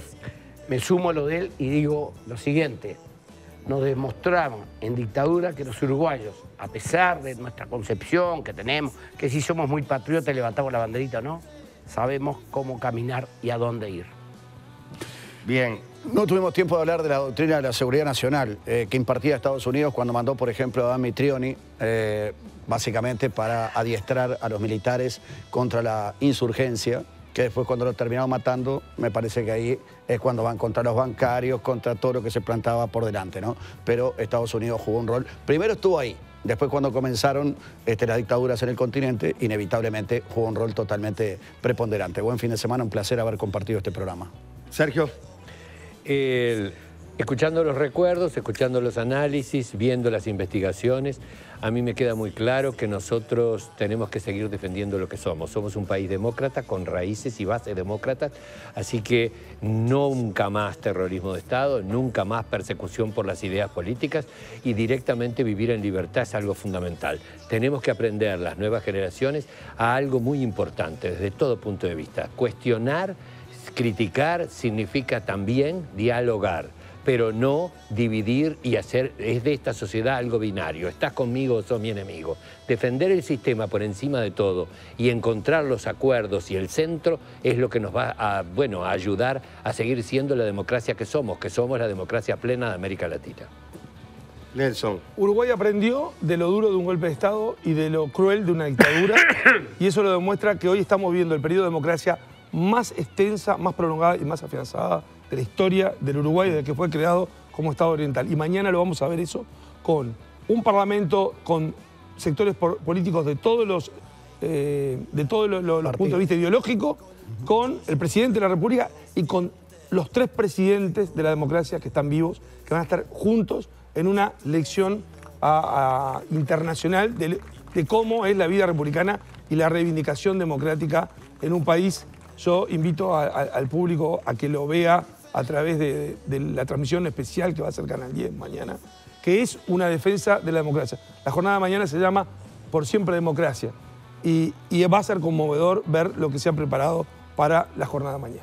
Nico. Espectacular, me sumo obviamente, soy parte del equipo de Subrayado y sé lo que le está poniendo particularmente Nelson y todo el trabajo de los compañeros. El reconocimiento a los que escriben de historia, los periodistas, los historiadores profesionales, la gente que ha dado su testimonio, político, sindicalista, porque de ahí es donde podemos ir conociendo muchas cosas. Bien, tenemos que hacer un día, también cuando se cumplan aniversario de la vuelta a la democracia, que es un día, que son momentos de luz y también hay un montón de cosas para hablar. Nosotros estuvimos en el Parlamento. Bueno. Pero es ahí sí que hay mucha cosa para contar también. Y del acto del 83, sí, que se va a cumplir ahora el aniversario, a fin de año, donde estuvieron también ahí todo el espectro político pidiendo libertad y democracia en una expresión de unidad que fue maravillosa, uno que tuvo la oportunidad de a mí no me gusta pudrirla, ¿no? Pero Sanguinetti hizo poco por la búsqueda de desaparecidos. Bien, fuerte al final ahí tragando. Tengo dos cosas, no está mal, Leo, está bien. Sigo estando de acuerdo con él. Sí, no. Quiero recomendarle dos cosas. Una, el programa de Subrayado de mañana. Sé del trabajo que está haciendo todo el equipo de Subrayado y ustedes ya saben, tiene la grifa de Subrayado, o sea que en un tema tan importante y tan trascendente va a estar a la altura sin ninguna duda. Un programa que arranca, repetimos, a las... Empezamos desde las 6 de la tarde. Hasta las 11:30, ¿no? Enganchada todas las ediciones y la parte central va a comenzar a las 21, 9 y poco. Y vos sabés que eso que decís del equipo de Subrayado, perdona, pero yo lo vi esta semana con lo que están trabajando. Están trabajando de más de lo que se les pedía y están poniéndole un corazón, porque sienten que están preparando una edición de colección. Y eso es muy bueno para los trabajadores, los profesionales que están trabajando, porque cada vez que ves te sorprende con lo que están preparando y cómo lo están haciendo. Y eso hace a una cuestión de vocación de servicio que es lo que tenemos. Dije que iba a recomendar dos cosas. Una, el programa de Subrayado. Y lo otro, que es lo que no puede faltar con este frío, si están pensando en mucho abrigo, tienen razón. Tienda Mía tiene hasta 50% de descuento en Columbia, Tommy y las mejores marcas del mundo. Y encima el envío es gratis hasta la puerta de tu casa. Entrás a tiendamia.com o te cargas la app y compras y listo. Tienda Mía del mundo a tu puerta. Y yo para cerrar algo, lo dijo Leo, pero que no quede como un eslogan, es uruguayos nunca más, ¿no? Como decía la canción de Jaime Ross, ¿no? La canción de Jaime. Así que gran programa, muchachos. Un placer. Bueno, gran programa para mí. Yo lo disfruté. Espero que la audiencia también lo haya. Felicitaciones, Piña. Gran programa. No, yo lo que estuve, casi ni hablé. Muy bien, Piña. Sí, yo la rompí. Fue impresionante. Y nos comprometemos a hacer un programa cuando sea aniversario de la salida de la dictadura. Nos vamos con una canción, Alvarito. Gracias, Por favor. Los esperamos el próximo viernes cuando volvamos a hacer Polémica en el Bar. En vivo, como siempre, en el 10, el canal uruguayo.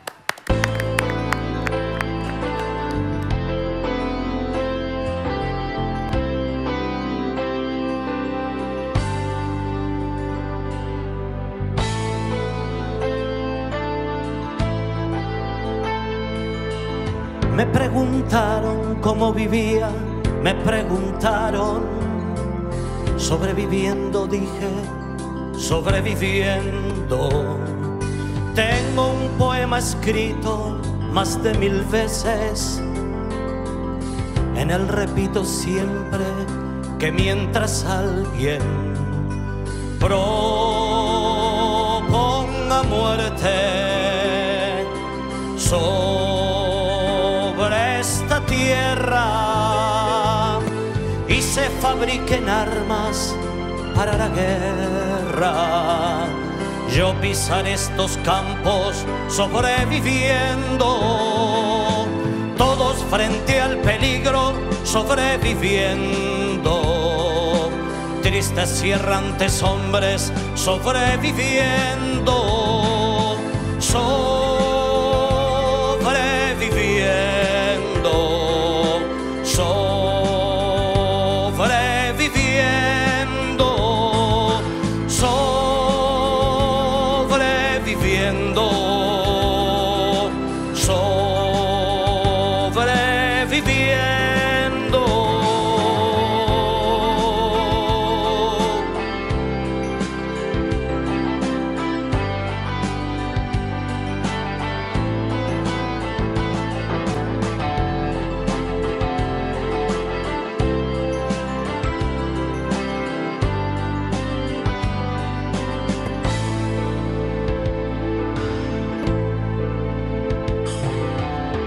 hace tiempo no río como hace tiempo.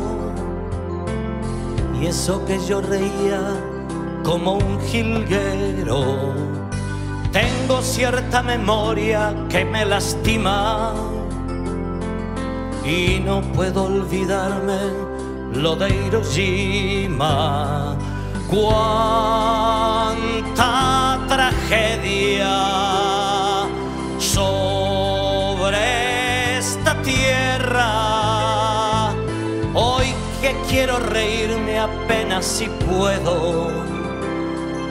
Ya no tengo la risa como un jilguero, ni la paz de los pinos del mes de enero.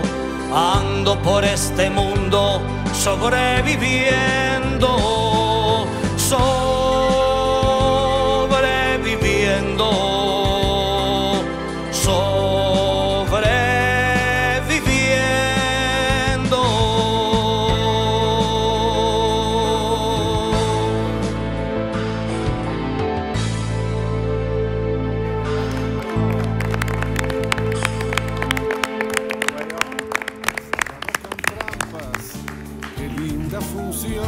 Yo solamente necesito agradecerte la enseñanza de tus noches que me alejan de la muerte.